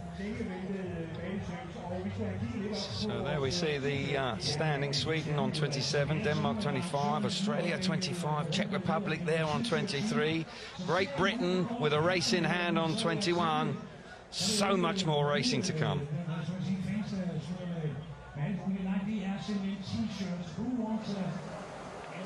So Team Poland with Bartosz Zmarzlik and Maciej Janowski last time. A better result than in previous 2 races, but nonetheless, it's not been their night so far. Missing the start, Janowski there quite badly. Yeah, he did miss the start badly. I mean, don't take anything away from Timo Lahti. He made a great start from the inside, as we know he can. And I don't know, there's something about Maciej Janowski, just doesn't look confident. He was moving the clutch around on the start line there, and Bartosz Zmarzlik, meanwhile, is just taking a high, wide line in the dirt. It took him the whole lap just to wind it in, but once he did, he was looking good and away. But Maciej Janowski just not following suit. Timo Lahti moved to the outside after he'd got overtaken, realised he needed to defend that, but then Maciej Janowski just not really riding with any confidence. No, and it's a shame because he's a class act, no doubt about it. On his night, he is world-class, genuine world-class. And as I say, Poland on 20 points. Got a bit of a breather now because we've got some track grading going on, and we can have a look back on some of the action. This is the previous race, of course, with Janowski just a little bit there. You can see the clutch hand working overtime. Yeah, he's just twitchy at the start. He doesn't look happy on the track. It's a tough time for Maciej because he's a classy rider. Right, yep. So Maciej Janowski searching for some confidence, and they'll be hoping it can come very rapidly. So let's get back down to Scotty Nicholls now. He's joined with the Australian team manager, Mark Lemon.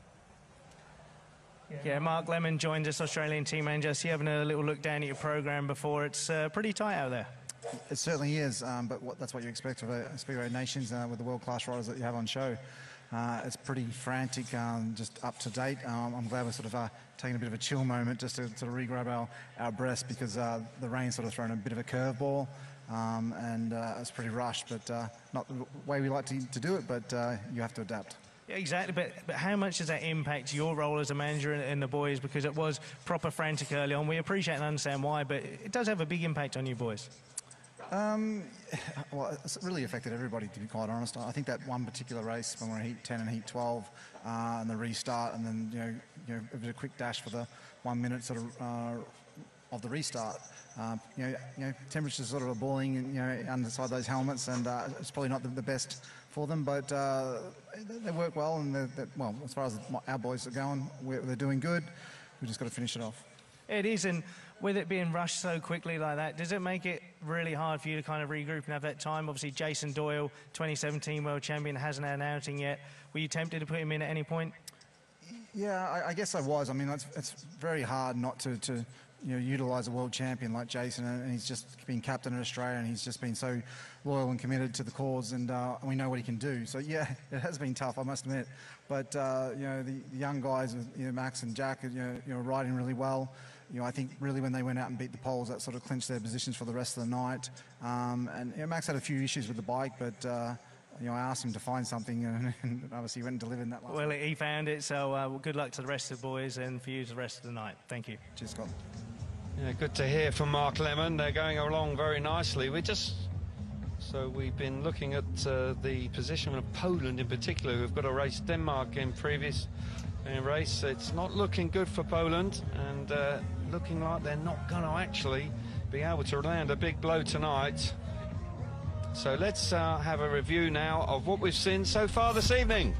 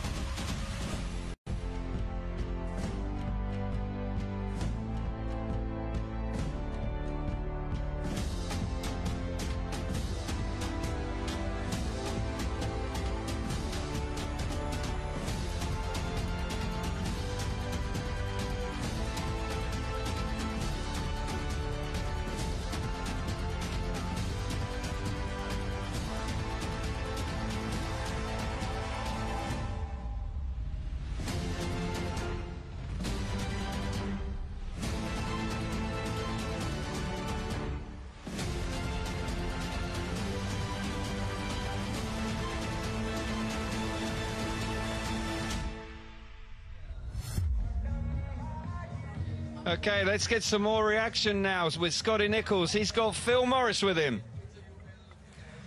Yeah, Phil Morris joins now. Phil, there's nothing we can do about the weather, but it creates a proper headache for you. You're the race director, you're the man in charge. Just explain to the viewers, everyone at home, just why you had to push through so much and kind of the process you go through.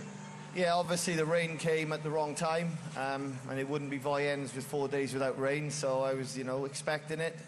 Well, we didn't really expect it. That was a problem, and it came, and there was worries that there could be some more storms, and it seemed to almost turn back at one point, so we had to really push to get to where we are, but we've now got to feel that the weather's gone, so we can relax a little bit, and yeah, I'm sorry we didn't have no commercial breaks to the TV guys, but we had to push through to get the event done.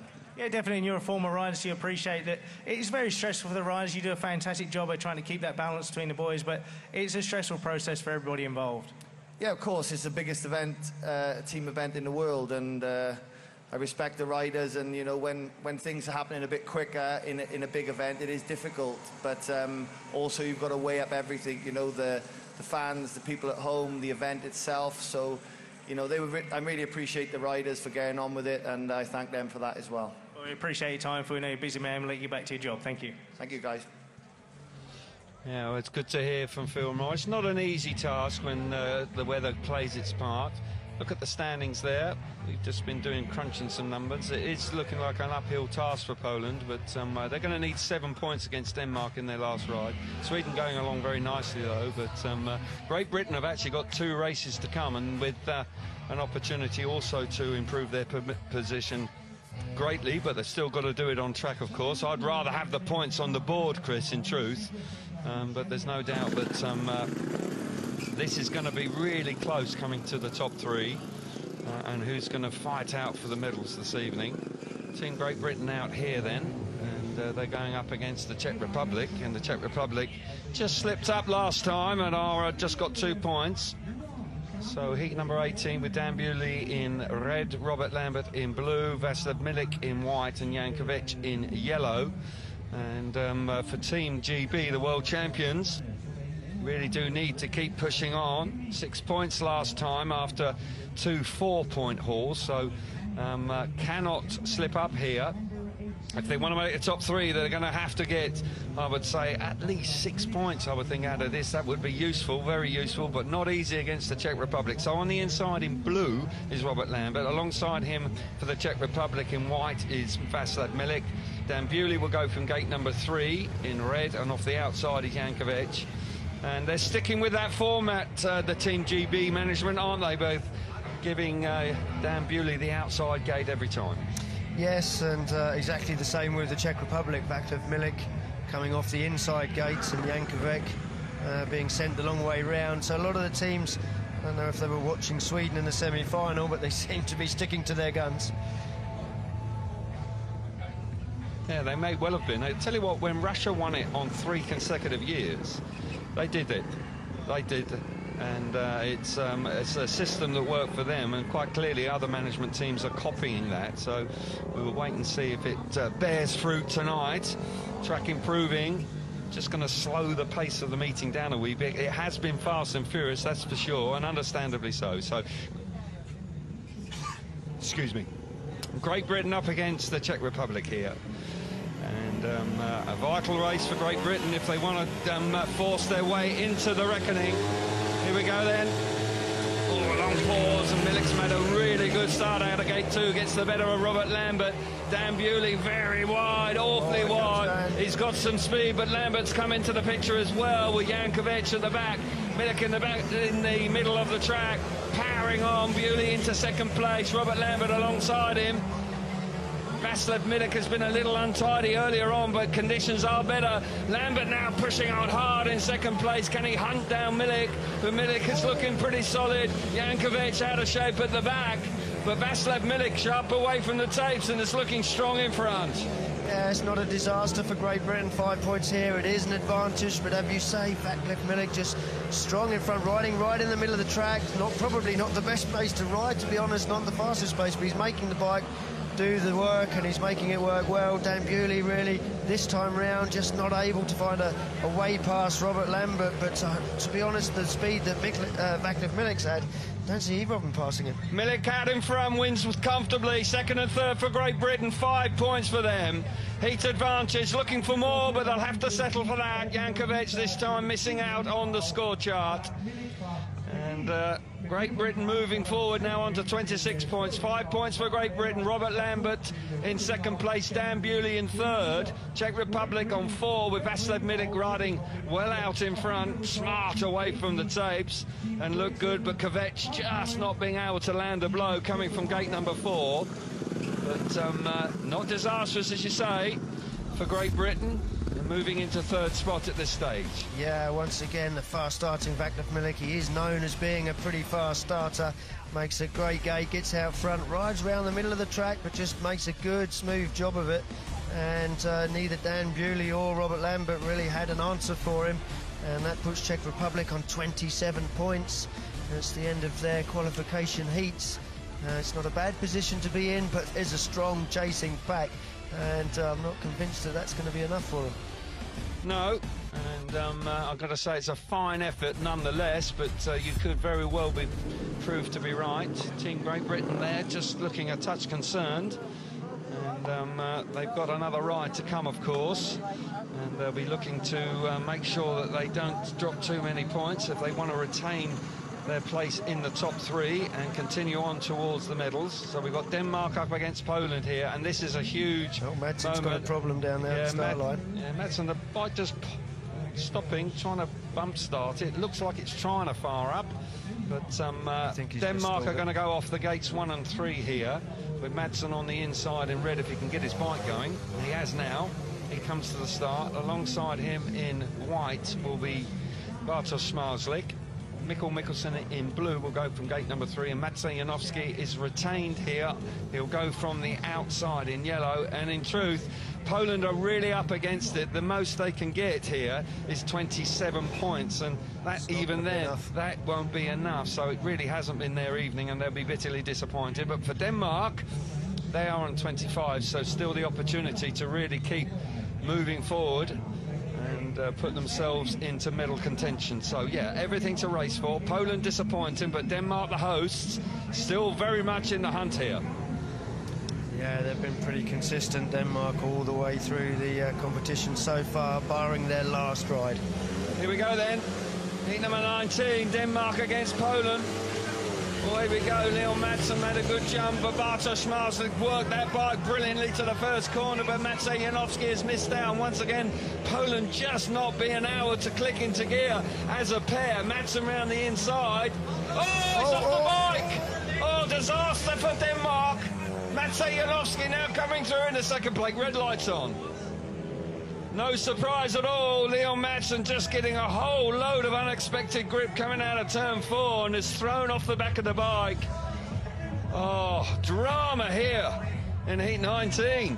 This is putting Denmark under an awful lot of pressure, and particularly Mickelsen. I'm not quite sure. They can now move on to only 29 points.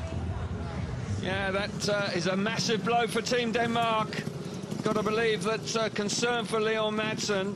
He'll be excluded, of course, so there will be only Mickelsen to take his place in the restagings of the race. But just once again, we see it so often in Speedway these days. Yeah, the bikes can react extremely violently. I'll tell you what, Leon Madsen, I don't think there's a rut there. I'm not really sure what it was reacting to, but just roars into turn 3 and 4 on the first lap. We can see the chain guard there of Zmarzlik flying off in the distance, but here we see Madsen on the inside. He's obviously working the throttle. He wants to get as much traction as possible.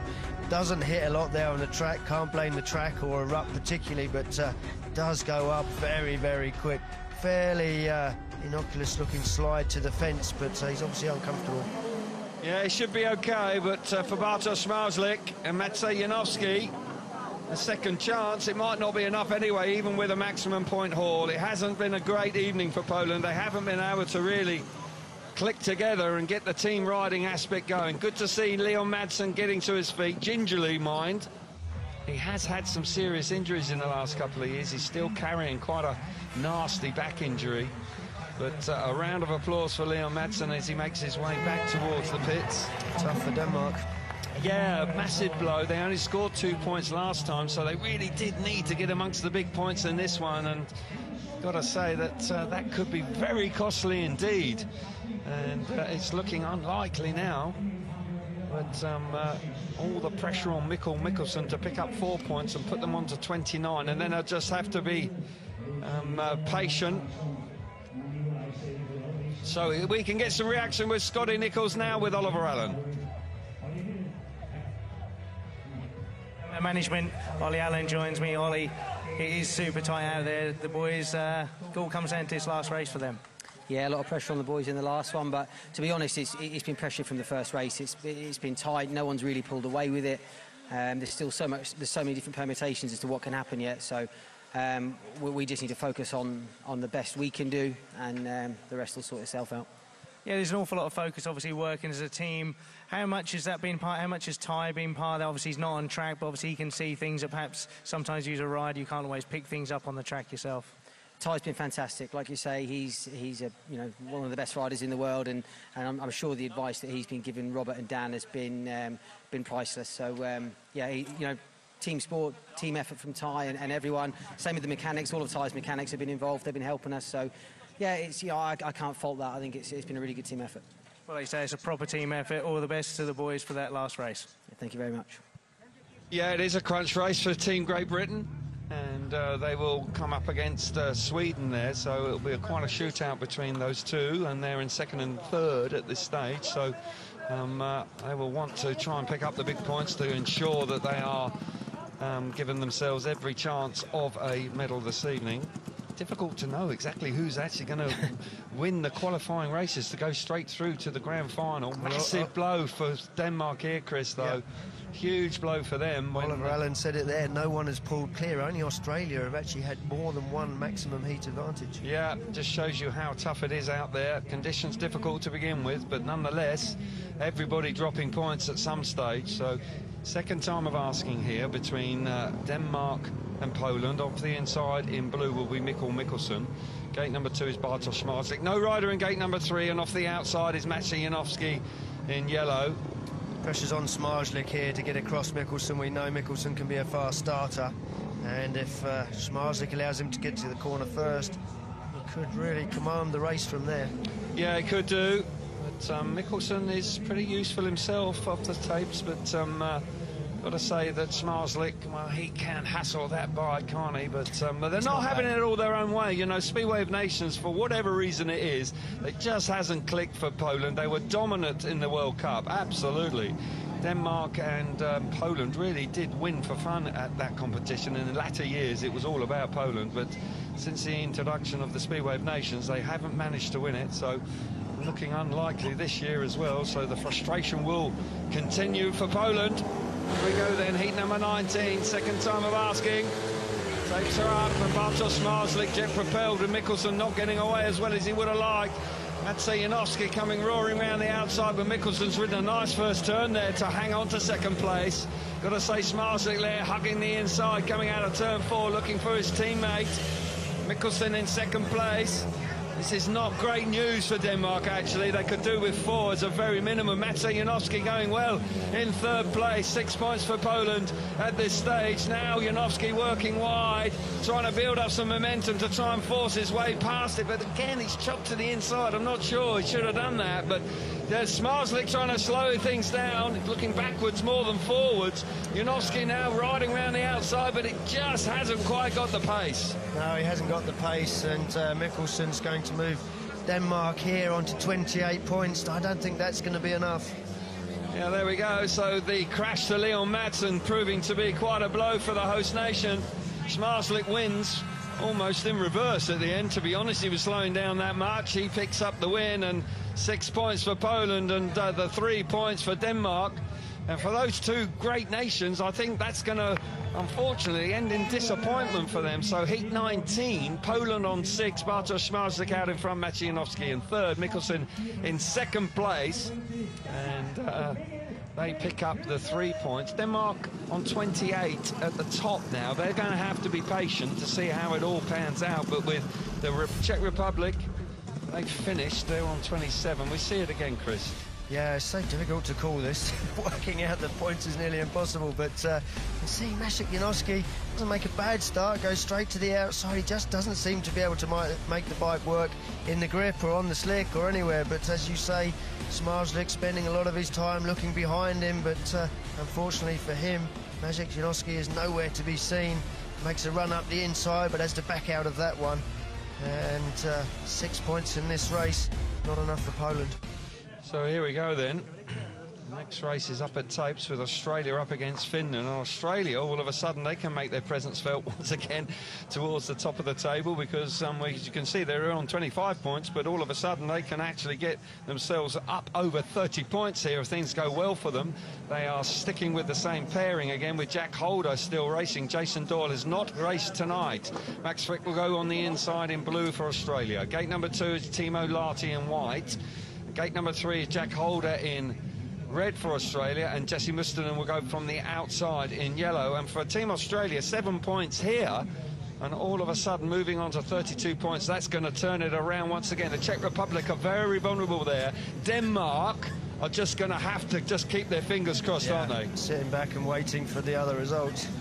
Here we see then, 20, great opportunity for Australia. They've had a couple of maximum scores this evening. Had the 3 points in their 5th ride, didn't they? Excuse me, their 4th ride, which was a disappointment, but bounced back in fine style with a 7-point haul last time out. But another one here, and all of a sudden they would be in a very good position moving towards the crucial races at the end of the night. So heat number 20 coming forward now, settling in. Start Marshall's happy. Moving away, green light comes on, and away they go. Of course, that was a quick green light go almost, and Timo Lahti, well, he's the spoiler there because he's made a great start and he's out in front. Down the back straight, Jack Holder coming on strong, roaring around the outside, turns 3 and 4, he's got a lot of pace coming on, but Timo Lahti slams the door shut into the first corner for the second time. He's gone wide again, Holder, but Timo Lahti, nice ride. Now can Holder make it work? Once again, out wide, he's going to square it off, but Timo Lahti's ridden that well, really has. Works it beautifully with Max Fricke back in 3rd place, but Jack Holder's got speed and he's going to keep pushing right to the checkered flag. I love the way Jack Holder's riding. He just can't make that ground up. Timo Lahti riding a great ride. Really is making the bike work. Plenty of throttle control. Jack Holder, complete opposite, roaring into the corner, absolutely flat out, roaring up to the dirt line. but he's given up now. He's riding around the inside. He's thrown everything at it. Timo Lahti wins the race. Fine performance for Finland there. They finished their championship with a nice consolation prize with a heat win. 5 points for Australia. They complete their qualifying races. We'll have to wait and see whether 30 points will be enough for Team Australia. Could very well be. And you've got to say that they've ridden really nicely. The result then of Heat 20 is 5 points for Australia. Jack Holder in second, Max Fricke in third. Timo Lahti wins the race. 4 points for Finland. Good way for them to finish. That was a good quality ride there from Timo Lahti. But Jack Holder, I've got to say, he was Mr. Entertainment here. Yeah, Jack threw absolutely everything at it. It's come off gate 3. We know that's not been working particularly well. And actually, Max Fricke had to do quite a bit of work there on the inside. But Jack Holder spent the whole race just roaring into the corners, running across the track. We can see he's almost up the berm on the fence there, bouncing into the corners. Absolutely maximum effort. He knows how important it is for Australia to maximise their point score here, but Timo Lahti just riding a smooth race around the inside of the track, and a good job from him.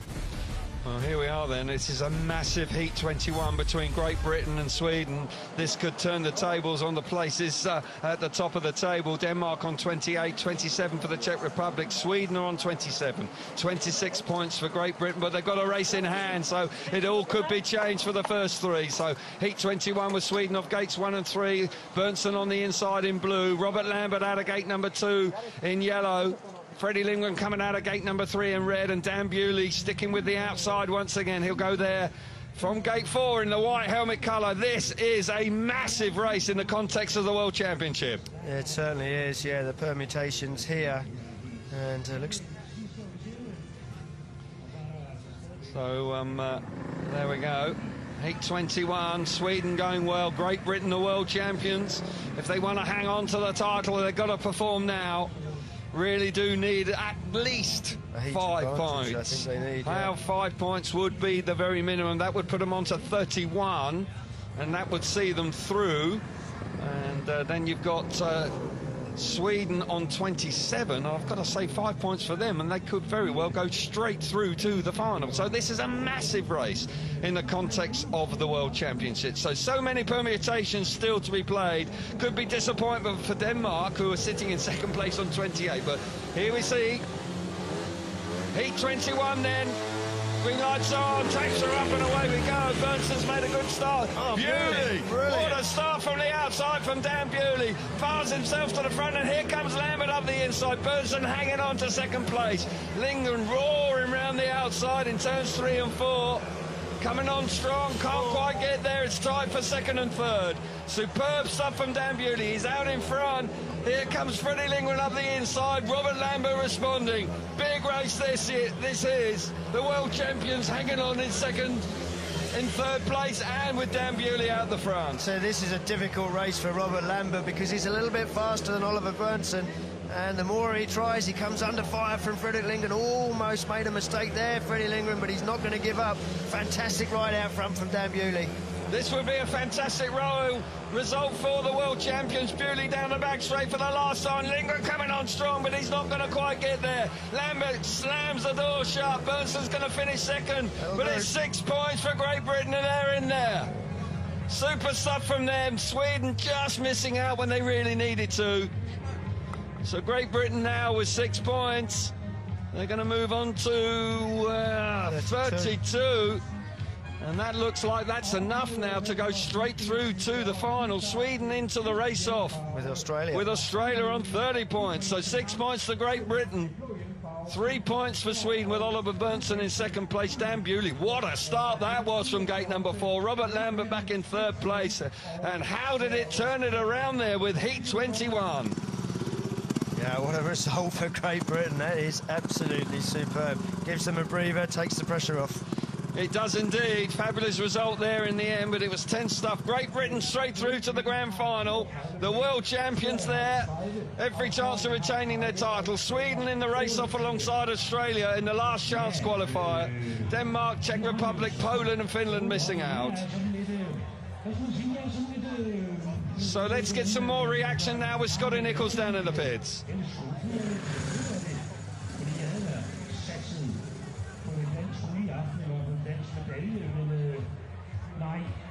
So there we go. We now know that Great Britain are through to the final. Fantastic effort, losing Ty Woffinden yesterday, but they've managed to come good here. Tense stuff here. What a start from Dan Bewley from the outside. Hey, this is a pressure race. You know, the Great Britain boys would have known the exact score. They would have known what they needed to do. And Dan Bewley comes up trumps from gate 4. Absolutely superb start from him. And rides a great race. He's got plenty of speed. But I tell you what, Robert Lambert was under fire for the entire 4 laps. He got himself maybe a little bit too close to Oliver Berntzon at one point, had to get out of the throttle. That allowed Freddie Lindgren to catch him up, but look what it means to these guys. They get a breather, they're in the final. Yeah, great effort there at the last gasp heat there. Dan Bewley certainly coming very strong there. He's had the outside gates throughout the night, and that's been tough for him, but crikey, he really did nail it there. Doesn't look like he's just had a crucial race, does he? No, he does not. He always looks pretty cool and calm. And Ty Woffinden there just having a debrief with Robert Lambert. So Great Britain, Sweden and Australia, they're the top 3 teams. Great Britain in the final. Sweden just, although they slipped up there, they're there.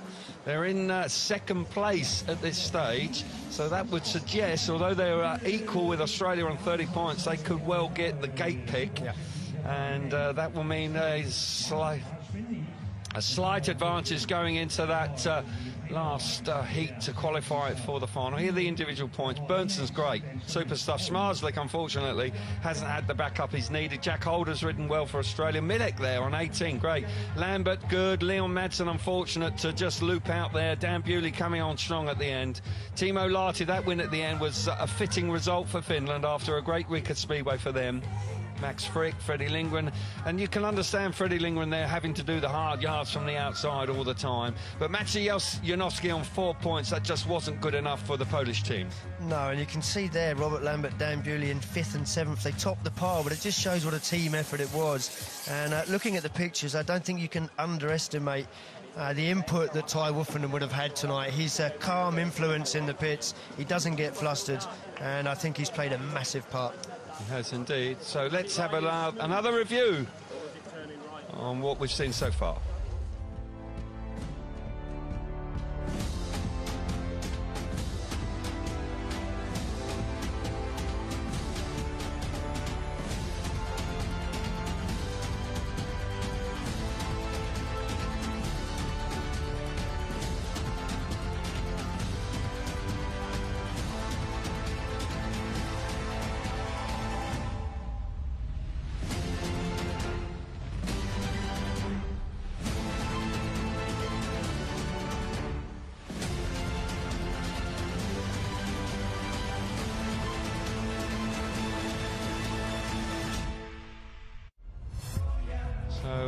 That's what we've seen so far. It's been tense and it's been tight, and I've got to say that it's been thoroughly enjoyable, but it's coming to the conclusion of this Festival of Speedway this week.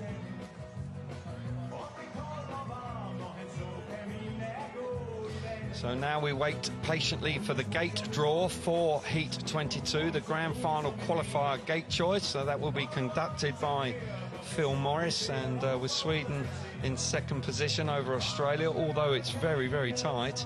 Got to say, it'll be interesting to see which way they go here. Yeah, it's not quite as clear-cut as we've seen so far in the semi-finals and the Speedway of Nations too, where 1 and 3 was, in my opinion, a distinct advantage. Still would be, I think, possibly brave for Sweden to give up the inside positions over Australia, but Jack Holder's been doing such a good job off gate 4. Yeah, he's made it work, and we saw Dan Bewley make a real superstar start out of there as well, so there will be some temptation to go that way, I would suggest. Earlier in the week, it was clear-cut. It was 1 and 3 all night long, but tonight, you're right, it's not quite as clear. Oliver Berntzon's done a great job for Sweden, no doubt about that. Freddie Lindgren there. Good to see him racing again. Has had some tough times with ill health, long COVID, lung capacity being a real issue for him, and he's had a real tough couple of years. So let's move down to Phil Morris now with the gate choice.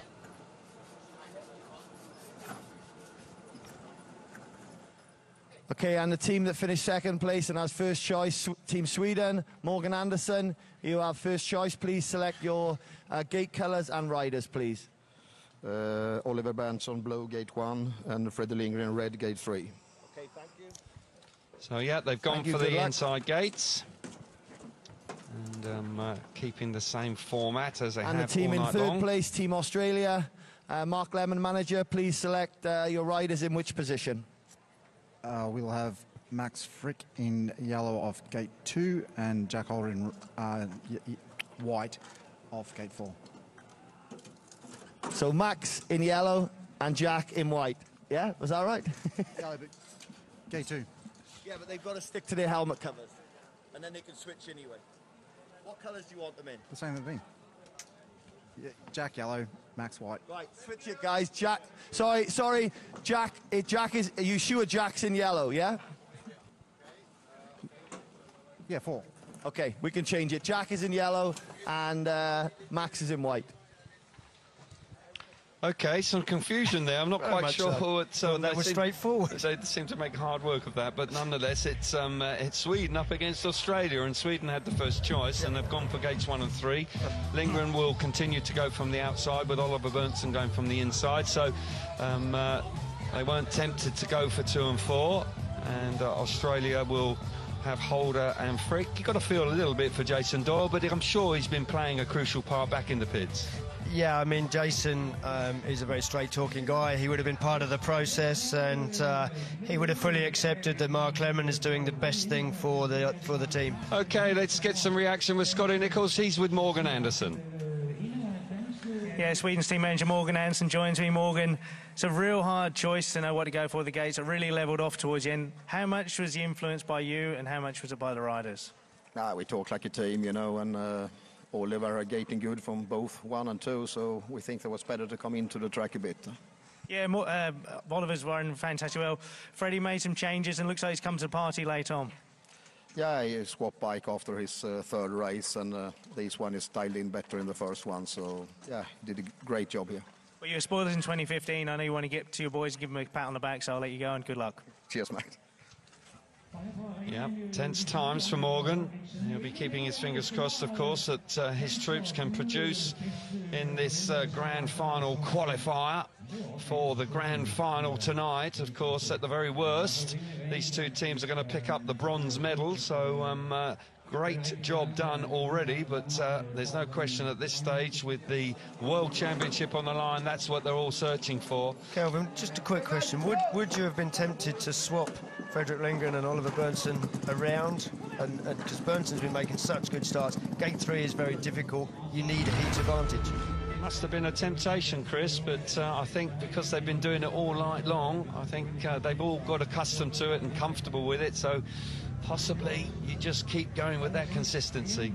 So here we go, grand final qualifier then. Sweden with Fredrik Lindgren in red, Oliver Berntzon in blue, Max Fricke in white for Australia, and Jack Holder once again doing a great job for Australia. He'll go in the yellow helmet colour, but it will be Oliver Berntzon in blue off the inside gate. Alongside him is Max Fricke in white. Freddie Lindgren in gate number 3 in red, and Jack Holder in yellow will go from the outside. That's what all the fuss was about, actually, in that gate position pick there. But we've got over that, fortunately. So we can forget that. So well, that won't be behind us. Phil Morris was on top of it. He was, actually. He was spot on. But there we go. Bit of confusion, but there shouldn't be too much confusion now, because this is what it's all about. Speedway of Nations here in Vojens in 2022. Medals on the line now. 2 more races to go.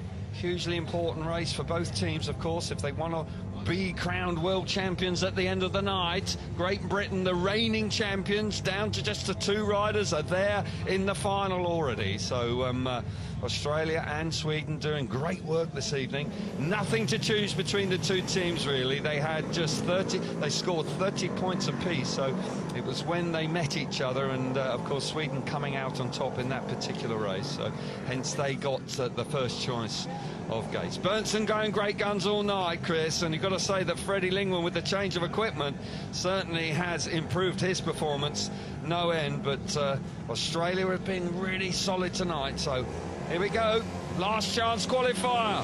Final on the line here. Tapes are up, and Frick's made a fantastic start out of gate 2. He powers his way. Look at Holder! Holder comes through here. Round the outside, Freddie Lindgren coming on strong, but Holder then responds. Roars into that bottom corner, hits the dirt. No doubt about that. Frick's going to look right across in front of him, and Holder now finds himself out in front. Lindgren going backwards. Oliver Berntzon's out the back. But Team Australia looking good, but Frick's now coming under pressure from Freddie Lindgren. I tell you what, this is dramatic stuff, and Lindgren so hard there. I tell you what, if Berntzon can get his way through, it's going to go advantage Sweden, and he is on a charge. Here comes Oliver Berntzon round the outside. Max Frick having to work awfully hard to hang on to third place. Out in front, Jack Holder working good, but Oliver Berntzon's still there. Freddie Lindgren now trying to slow the race down. Here comes Berntzon. Berntzon round the outside. Frick just about hanging on. Oh, he's gone down. Oh, controversy. Controversy there. The race finishes with Australia with 6 points and going through to the final, but it might not stay that way. It's going to be looked at again, I'm sure, by the referee. There wasn't a lot of room there. I tell you what, there could have been contact going into turn number 3 on the last lap there between Max Frick and Oliver Berntzon, and if there was, then Australia could be in grave danger of missing out here. What a first couple of laps. Wow, that was action-packed. That was Speedway out of the top draw. Let's see it again. I think it's the first top draw we've had, but whoa. Tell you what, close, but I don't think it's close enough. Let's have another look at this. He's behind him as well. He's behind him, but you know, I don't think he actually gets knocked off. This is the best angle. Oh, yeah, he does. Oh, there's, he's taken his leg clean away. Well, he's taken the handlebars for sure. He's certainly taken his leg. Oliver Berntzon clearly unhappy. No exclusion light. In actual fact, there is an exclusion light on, and Oliver Berntzon's out. He can't believe it. Oh, yeah, that's I tell you, it's harsh. Oh. The race has come to a conclusion, and the Swedes are absolutely furious. Oliver Berntzon in particular can't believe that the referee, Alexander Leotasinski from Ukraine, has excluded him. Wow, that's quite controversial. Yeah, he's absolutely livid. He's marching back to the pits, and obviously Phil Morris, race director, trying to calm him down. But what do you think, Chris? Is that the right call, mate? Well, it's, you know, it's a really, really tough one. There's definitely contact. The referee could argue, you should have just kept the bike upright. You should have given the room. He was on a charge through, but I don't know. I mean, Max Frick was probably in front as they hit the corner, so it's a tough one for the referee. Very tough. I think that's why the referee has actually excluded Oliver Berntzon, because Max Frick was in front. I think it's the wrong call, actually. I think that Max Frick should have been excluded, but he actually took the leg away. But it was 50-50 call. And you've got to feel for the Swedes, because they were trying awfully hard, but the result is through now. 6 points for Australia, and they're in the final. Controversy, drama here in Vojens tonight. Freddie Lindgren picks up second place and 3 points for him. Oliver Berntzon being excluded and clearly very unhappy. Yeah, and I can understand that. You know, it's the World Championship on the line. He's done a great job. It's been a fantastically hard race, and thankfully we get a chance to see it again. But Max Frick, he makes an electric start. Brilliant first turn from Jack Holder as he dives between the Swedes. And we've got Freddie Lindgren on the outside. This was such a tough race from Freddie Lindgren. He just threw every single thing at it. You can see how wide Jack Holder goes into the corner. Great presence of mind from Fredrik Lindgren to turn back. Jack Holder realises that's where the attack's coming from. And Fredrik Lindgren just up the inside. He's got half the bike across the track because Max Frick is not letting him through, and he just charges past him, almost takes Max Frick down there. Brutal. And then there's the pinnacle point here right at the end. And there's contact. Yes, there's contact. Yes, Max Frick's in front. That could have gone either way. Yeah, there was a 50-50 call. You've got to feel for Oliver Berntzon, but nonetheless, the frustration will remain with him for some considerable time. But the result is through. And Australia going against Great Britain in the final for the gold. They've got bronze. They've got a medal, Sweden, so they've got that consolation prize. But Morgan Anderson, they're clearly frustrated and touch angry, I would suggest, with the outcome of the grand final qualifier. But that's what international speedway can be like. It's awfully tough. It's so competitive. And it was, wow, it was a wild race. It really was tough stuff out there. Couldn't take your eyes off it. And for Team Sweden, they will go home with a bronze medal. And I'm sure in the light of day tomorrow, Oliver Berntzon will feel reasonably satisfied. He's done a great individual he's done job. A fantastic job for Sweden over the 2 days, the semi-final and the final. Yeah, tough call, but cruel. And got to say that at times, Speedway can be a tough job. And in moments like that, it can be. And he just found himself on the wrong end of a decision there that could have gone either way. But yeah, we saw it last night in the Speedway of Nations 2 with the young lads in the Czech Republic just breaking down there in the final. It can be a massive blow. It can indeed. So we will now have the gate choice now for the final with Phil Morris once again.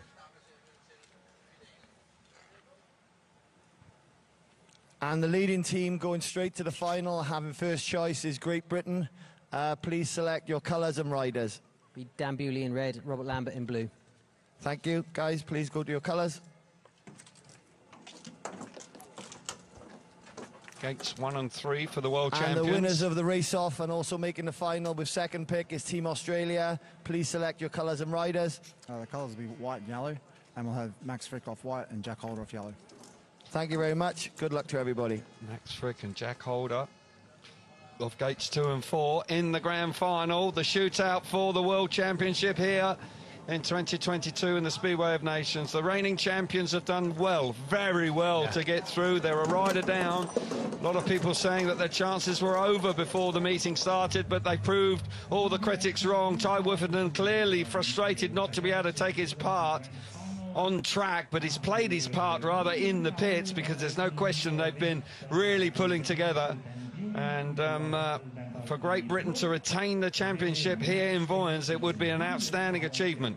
Yeah, a word in the pits ahead of the meeting was that Great Britain had lost their race winner. Well, they've had 3 race wins tonight and done a fantastic job. Yeah, they have indeed, and that shootout with Sweden in Heat 21 really proving to be crucial to make sure that they went straight through to the final. So we wait patiently now. There's a bit of a calm around the place, so we can get some more reaction now with Scott Nichols. He's going to be joined by Oliver Allen. Ollie Allen, one part of the Team GB management. Odds were stacked against you, straight through to the final. Pressure's on, but how much deliberation was there over that gate choice? Yeah, it was a long discussion. The boys were confident about what we chose in the end, but I think the gates have levelled out a little bit now. They're not quite as sort of uneven as they were. But yeah, we're happy with it. We're thrilled with how the night's gone. The boys have been fantastic. So yeah, I'm looking forward to this final race. Yeah, they have. Obviously, the pressure was on, going straight to the finals, a huge relief. I have to say, I think it's probably the 2 best teams in that final. Yeah, I think so. I mean, it's been tight, hasn't it, tonight? It's been really even. At one stage there, with the sort of 5 or 6 races to go, it really could have been, there's probably 4 or 5 teams who've gone straight to the final. So, yeah, it was close, but that's what you want in Speedway Nations. So, yeah, great night of racing, and it, all boils down to this. Certainly does, mate. I'll let you go and get the boys a pat on the back and get them fired up. Thank you very much. Yeah, good to hear from Oliver Allen. Clearly, there was quite a long discussion because, as he rightly says, it isn't clear-cut so much now, is it, about the gate positions? No, but they've gone probably with the right choice. I think so. many team managers would probably be pretty content with gates 1 and 3 in the final race. And such a competitive night of Speedway, just 6 points from 1st to 6th place in the qualifying heats. Incredible night, and we've enjoyed this week of Speedway here in Vojens. It really has been a festival of Speedway throughout the week. The weather tried to disrupt proceedings earlier on today, but there's nonetheless that, in truth, in Vojens, we have enjoyed a terrific week weather-wise. And we're delighted now that we come down to the final race after 4 nights of racing, and to determine who's going to be the world champions in the Speedway of Nations for 2022. Kelvin, would it be unfair of me to ask you for a prediction? Well, Very difficult for me not to want Great Britain to win, of course, and retain the title. For me to say that Australia are going to win, they can win, of course, but I'm going to have to go with it's going to be a battle Team either GB. way. So here we are then, the grand final, the conclusion of a terrific week of Speedway. We've got Team GB going off the gates 1 and 3. Robert Lambert in blue off the inside. Alongside him is Max Fricke in white. Gate number 2. Gate number 3 in red is Dan Bewley, and got to say Jack Holder has done a fine job for Australia tonight. We'll go from the outside with the yellow helmet colour. 4 big laps here to determine who's going to be crowned the world champions in Vojens tonight. There's the lineup for you. Dan Bewley in red, Robert Lambert in blue, Max Fricke in white, and Jack Holder in yellow. Fantastic week of Speedway. And I must say that this is a fitting conclusion. Big teams missing out. Poland are the shock. They've had a poor night, and it hasn't been their year. They're going to have to dust themselves down and come back next year when we go back to the World Cup, which will be staged next season in Wrocław. Could be a different story there. They'll be hoping so, because the Speedway of Nations just hasn't worked out for them.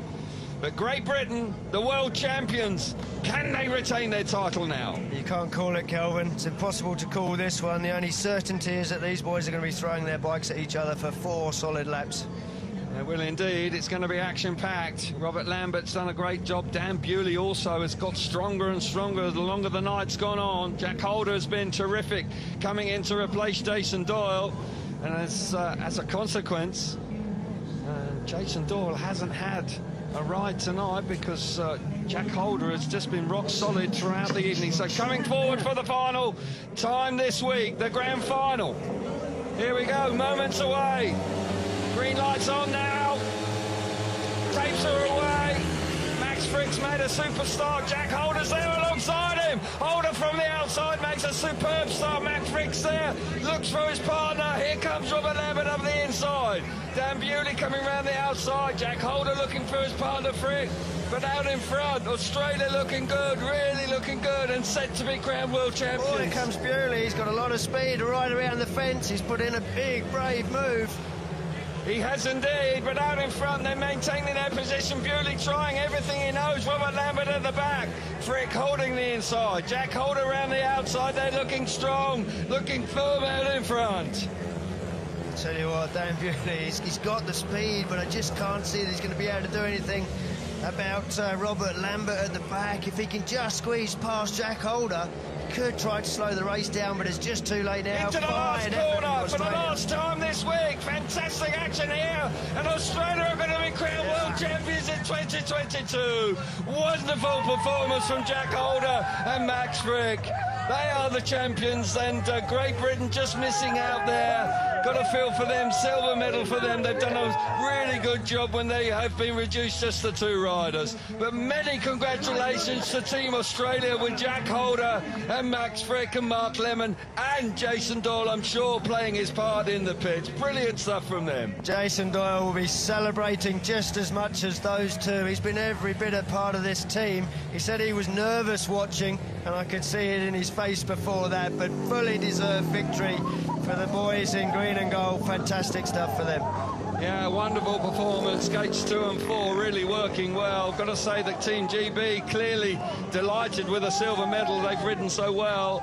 Just missing out in the final. But for Australia, the brilliant performance from them. Got to say, Max Fricke made a terrific start there in the final. Didn't show any nerves whatsoever. Of course, he's a Grand Prix winner this year. But crikey, did they turn up in the grand final here tonight? Marvellous scenes there. Clearly overjoyed, and rightly so. Australia in Vojens are the Speedway of Nations world champions. Brilliant stuff. When it counted, they soaked up the pressure. We can see the sportsmanship there. Sweden in there congratulating. But they're going to be popular winners. Team Great Britain, you can see Dan Bewley there, disappointment in his face, but they worked so hard all night long. Silver medalists, they can be proud of that. But tonight, it's all about Australia. It is indeed. Silver medal, far from a disgrace. They've done a great job just to get there. And but it's all about Australia. They pick up 7 points and they're crowned world champions here in Vojens this evening. Great Britain pick up the silver medal. Plenty of sportsmanship there. Jack Holder, I tell you what, that's probably the best performance of his career so far, Jack Holder. Terrific stuff. Yeah, big part of the team tonight, and they soaked up the pressure. They both made excellent starts. Jack Holder, in particular, coming from gate 4, rode well together. Robert Lambert threw absolutely everything up the inside there of Max Fricke, but Max rock solid, just kept it on the inside. If it had drifted off, of course, I'm sure Robert Lambert would have got through, but totally different lines for those two riders, but in the end it was the same result, 7 points, and Speedway of Nations champions. Yeah, great moment. Mark Lemon overcome with emotion. Terrific effort there. Look at the delight on Jason Doyle's face, and he hasn't ridden tonight, but clearly he will indeed. He's played his role, I'm sure. Jack Holder clearly overjoyed, has ridden out of his skin tonight. Max Fricke, so impressive in the final with that start away from gate number 2. And Jack Holder also made a superb effort from the outside. That was the difference. And Australia there coming out on top. Great Britain in second place. Sweden pick up the bronze medal. Denmark, Czech Republic, Poland and Finland just missing out. We've had a terrific week of Speedway. It's been a great advert for the Speedway of Nations, no question about that. It's been super duper right from the first semi-final on Wednesday night. It's been a real privilege to be here, to be able to commentate on the 4 nights of Speedway. So we're going to get some reaction now with the winning team, with Scotty Nichols. He's with the winning team now. Yeah, joining me now is your Speedway Nations champions 2022, Jack Holder. It's been a long night, it's been a tough night, a lot of stress, but you finally pulled out of the bag in that last heat. Speechless, mate. You know, I hope not, I've got to do an interview. I've got the biggest stitch, man. I was, that last whole lap, I was yelling underneath my helmet. Yeah, we've been waiting so long for this one, and, you know, my first season or year in it, and awesome. Get in, rah! That was for you, babe. Matt, it's come to you. It was a real tough semi-final there with Sweden. It was a controversial call, a tough call, I wouldn't say controversial. How did you see that one going? You know, it's tough. We're both racing for one piece of track, and, you know, it is what it is, the result, but we're stoked we were able to make it in the final, make a good start. Jack's been riding unreal all night, so hats off to him, and a big shout-out to all of, you know, Team Australia, Lemo especially. He puts a lot of work in behind the scenes, and, yeah, he deserves this one. Yeah, Devin and Jason, you didn't get any time on track, but you certainly played a part in the pits. It must be a special moment for you too. Yeah, mate, I think I'm the cleanest world champion at the moment, so, yeah. He was on the back of the bike that whole time. He was with us. Unbelievable. The boy's done an amazing job, but also Lemo, for 20 years, he's been pushing for this world title, and it's finally happened, so it's, he's got some tears of joy, and it's amazing to see. Oh, mate, yeah, we've got to have a word with you, Lemo. If you want to slide across, mate, so we can get hold of you. Mate, it's a huge moment. I know it's been a long time coming, 20 years. I mean, a lot of these lads were still in nappies at that point. So, yeah, emotional night for you. Yeah, it's just a crazy time. You know, it's like you come this, you dream of these moments for these boys. You know, it's all about these guys that ride week in, week out and get the honour to represent their country. I mean, for me, it's an honour to be part of it. So it's just amazing that they finally lifted it. We've been so close for so many years, and we just kept persevering. But there's guys before them, there'll be guys after them. But I'm never prouder than these boys, and this one's for my dad. Yeah, mate, and you're not on the track, but you're living every moment with them on the track. I can't imagine how you must have been feeling for those 4 last solid laps there. I asked Tony Rickardson how he would feel in this moment, and I won't repeat what he said, but I was feeling exactly the same. Yeah, we won't ask him what he said about the ref's call either. It doesn't matter. I mean, it's been a fantastic event. You know, the Speedway Nations, you know, it's been tough for us. You know, like I said, we've had plenty of great riders that haven't lifted this crown. Doyley's just been magic captain. Like, you know, I can't wait to see him lift that trophy. He deserves it. These guys have just been sensational. Jack's had his chance and he's proved it. He's been great. Max has been chipping away and stepped up when it really mattered. So fantastic to our sponsors, Motorsports Australia, obviously our federation, you know, Sport Oz and CBS Spinners have been with us for a number of years now. It's been fantastic. So this is one for all you guys back at home, cheering up and getting up at early morning hours and supporting us. Thank you very much. Well, on that note, mate, I'll let you go enjoy the celebrations. Well done, Team Australia. Yeah, many congratulations to Australia. That is an outstanding result. 2 decades they've had to wait, so fully deserved. And Jason Doyle there, quite clearly delighted as well, and that's superb to see. Yeah, it's just great to see Mark Lemon. He's worked so hard for Team Australia, and a great team performance for them. Jack Holder scoring points in every race. So now we see the presentation for the top 3 teams. Sweden coming forward in 3rd place. Morgan Anderson leading his troops forward. Freddie Lindgren and Oliver Berntzon and Victor Padavaru, who hasn't had a ride actually this week, but he's been part and parcel of the team. A decent effort from Sweden. They'll feel a little bit disgruntled about the fact that they were taken out of it in that qualifying race, but nonetheless they can still be very proud of 3rd place and a bronze medal. Yeah, they can. They've battled so hard all night long. Nice to see them up there. It is indeed, and now here comes the silver medalists, just dethroned from the World Championships, but still nonetheless a terrific effort by Oliver Allen, Simon Stead, Dan Bewley and Robert Lambert. They have certainly ridden out of their skins this evening. Ty Woofenden joining them as well. Great to see. And far from disgraced silver medal, terrific effort. So now we see the world champions coming forward. Jason Doyle leading his troops forward. The captain, Max Fricke and Jack Holder doing the business on the track, and an emotional Mark Lemon, clearly overcome with it all. Great moments for them. Team Australia, world champions in the Speedway of Nations in 2022, here in the Vojens Speedway Centre. Great result for them. What a night for them. They've waited so long. Absolutely fantastic stuff. So we won't be too far away from the national anthem, but we'll have some presentations before. Jakob Olsen coming forward, of course, the chief here at Vojens Speedway Centre. And he is just congratulating all the riders. It's been a great effort by Vojens Speedway, you've got to say. You know, it's...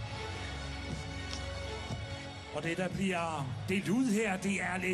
here we see the mayor of the local city, Max Skull, coming forward to congratulate all the gladiators and the competitors and team managers.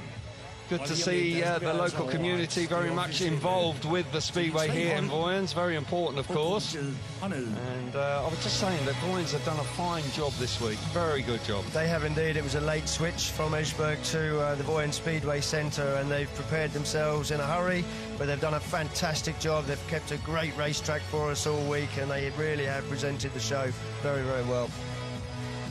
Now we'll have a presentation now, by ladies and gentlemen, the 3rd place medal for our Swedish team.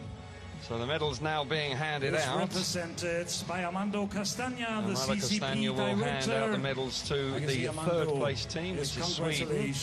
As I say, congratulations. A medal is something to be proud of, no question about it. On the podium. They came so very close, of course, and they've ridden really well. And there's no doubt that the Scandinavian team, Sweden, will be pleased as punch to be up on the podium. Leader Morgan Andersson, the riders Fredrik Lindgren, Oliver Berntzon, Freddie Lindgren, Oliver Berntzon and Victor Padavaru. Give Sweden a big applause. Moment for them, well received. And no doubt they'll get over the disappointment of the exclusion in that qualifying race, because when they reflect on their efforts, I'm sure they'll be proud of them. Yeah, they will indeed. So disappointing when it comes down to a 50-50 referee decision. Jean-Paul Gorbeau coming forward now to present the silver medals to the Great Britain team, just missing out on retaining their title, but nonetheless reduced to 2 riders this evening with the injury to Ty Woofenden yesterday. Still a great effort from Team Great Britain, and like Sweden, they'll still be very proud of their performance here in Vojens. Yeah, they should be very proud of the way those two battled. It was a big team performance though. Ollie Allen, Simon Stead, Ty Woofenden all playing their part tonight. Yeah, very much indeed. So Great Britain picking up the silver medal and doing a fine job in the Speedway of Nations in 2022. Particularly that shootout with Sweden there at the end, that was tense stuff for sure, to get them through straight to the final itself. The 2nd place medal was presented by Jean-Paul Gorbeau. And now it's time for So our now winner. for the winners. The first place medal is presented by Daria Pavlic from... So Daria Pavlic will come forward and present the gold medals to the world So we give them a champions. big hand again. The guys Great down moment, under, a proud moment for them all. Australia. So Australia receiving their medals now. And Under as I the say, lead they'll of be soaking this Lemon. all up. These are memories that will live with them for a lifetime, Chris. Yeah, they've waited a long while for it. They won't be forgetting it in a hurry. This is an absolutely great night for Team Australia. Yeah, fabulous scenes, delight all over their faces. But I think And now we have the big so. trophy The Obi funding for the trophy winning will team. now be presented This very big shortly. SON Speedway of Nations trophy is presented by Hakan Liman, the So FIM Hakan board member. Lehmann from the Yes, FIM will now present the World Championship teams up trophy there. to And the Hakan Liman Australian team. presenting A lot of riders to shake hands the with, of trophy course, so it's taking for a the little bit winning of team. time. It seems a little for bit the reluctant to pick it up. of Australia. But there we go, the World Championship trophy finally is being handed over, yes. Celebration time for Team Australia, the world champions here in Vojens in 2022. Here they are. What a performance from them. The faraway Fantastic Australia, scenes. The winner And as I said and the before, world memories that champions will here last with them in forever. Vojens. And Thank you delight very much. for And now, Australia. I'm ladies and sure down gentlemen, under they let's get are ready all to hear cheering, even though it's early in the morning. I would suggest there probably being a little bit of alcohol taken. Here's the national anthem.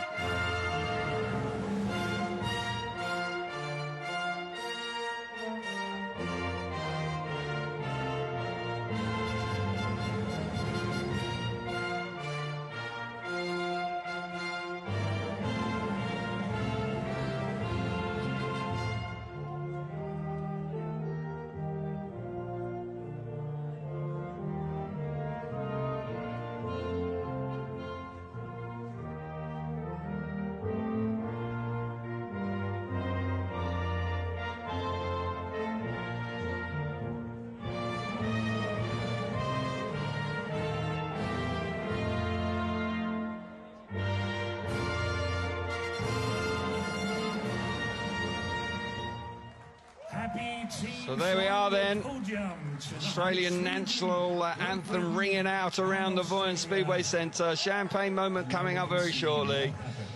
And as I say, terrific effort from all of those three teams. Great Britain obviously doing a superb job for silver, and Sweden in third with the bronze. But these boys will, I'm sure, now reflect on the week and let it all sink in, Chris. It's all been a furious, fast pace tonight, but in the end, we came away with a terrific event. Yeah, it's been a long week with some fantastic racing. You've got to say Australia have deserved their success. They were winners in semi-final one and winners here tonight when it counted in the final. Congratulations to them, guys. Here we see the traditional boot drinking that the Australians love to do. I'm not keen on that. I'm not keen on that either, but I'm sure that they're going to manage to do it. But there we go, a tradition that is very much Australia's, but nonetheless. So now, while they are celebrating, let's look forward for a fortnight's time, where we will see SGP round number 7 in the Principality Stadium in Cardiff on August the 13th, followed closely on August the 14th by SGP2, the second round of that World Championship. So that's the next time we're going to see these international stars going head-to-head in the individual World Championship. But tonight it's all about the Speedway of Nations, Team Speedway, with Australia coming out on top. So wrap it up for us, Chris. What do you think? Team Speedway at its very best. Congratulations to Australia, Great Britain, Sweden. They put on a fantastic show, along with every other team involved this week. Yeah, it's been a smashing week. Been a delight to be here. We move on to Cardiff in 2 weeks' time, but Australia's night here in Vojens, and they are fully deserved winners. It's been superb stuff, and you've got to say that we have been royally entertained throughout the week. Thank you for watching.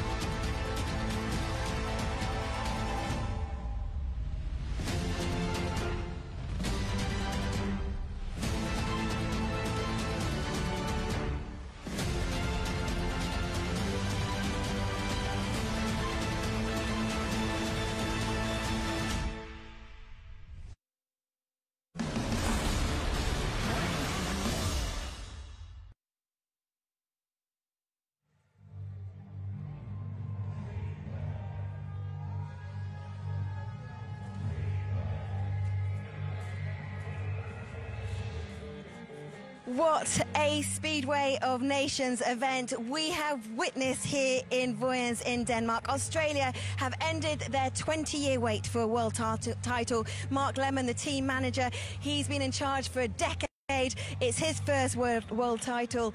Tony Rickardson, six-time world champion, our ambassador of Speedway. It has been a night that's had it all. Yeah, the whole build-up for all these race nights that we had coming up here and the week like we have tonight, it's just been unbelievable. This is such a great and exciting event. Yeah, it's had so much drama, not least for your nation in the grand final qualifier, but it had the rain played its part. It was frantic at the start. GB down to 2 men because of Ty Wifferden's injury yesterday. It literally, you couldn't have written the script.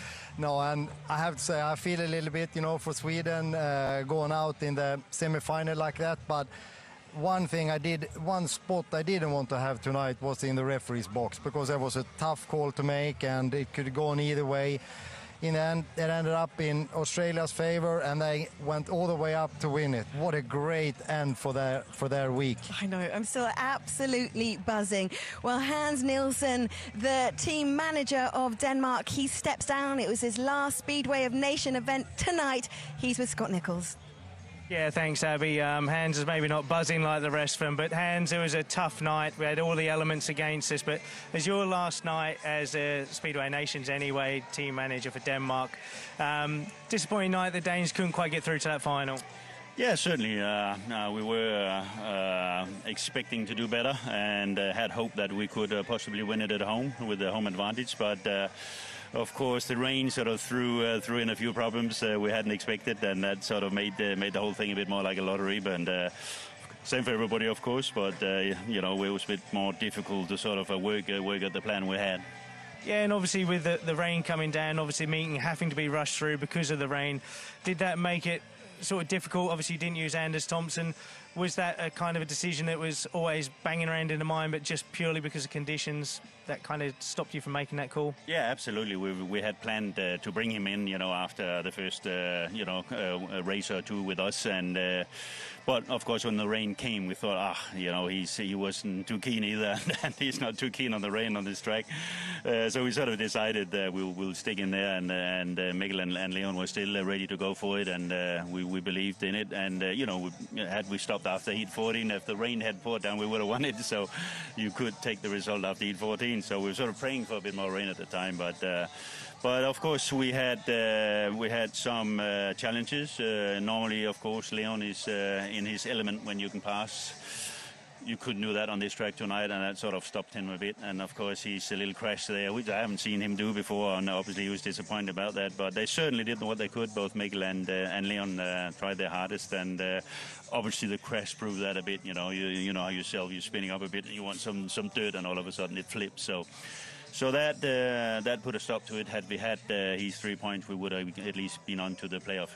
Yeah, it's such a shame, but all in all, I know the boys it'd been an honour for them to have ridden under you. It's been amazing having you on the circuit. Wish you all the best for the future, and thanks chatting to us, Hans, and back to you, Abby.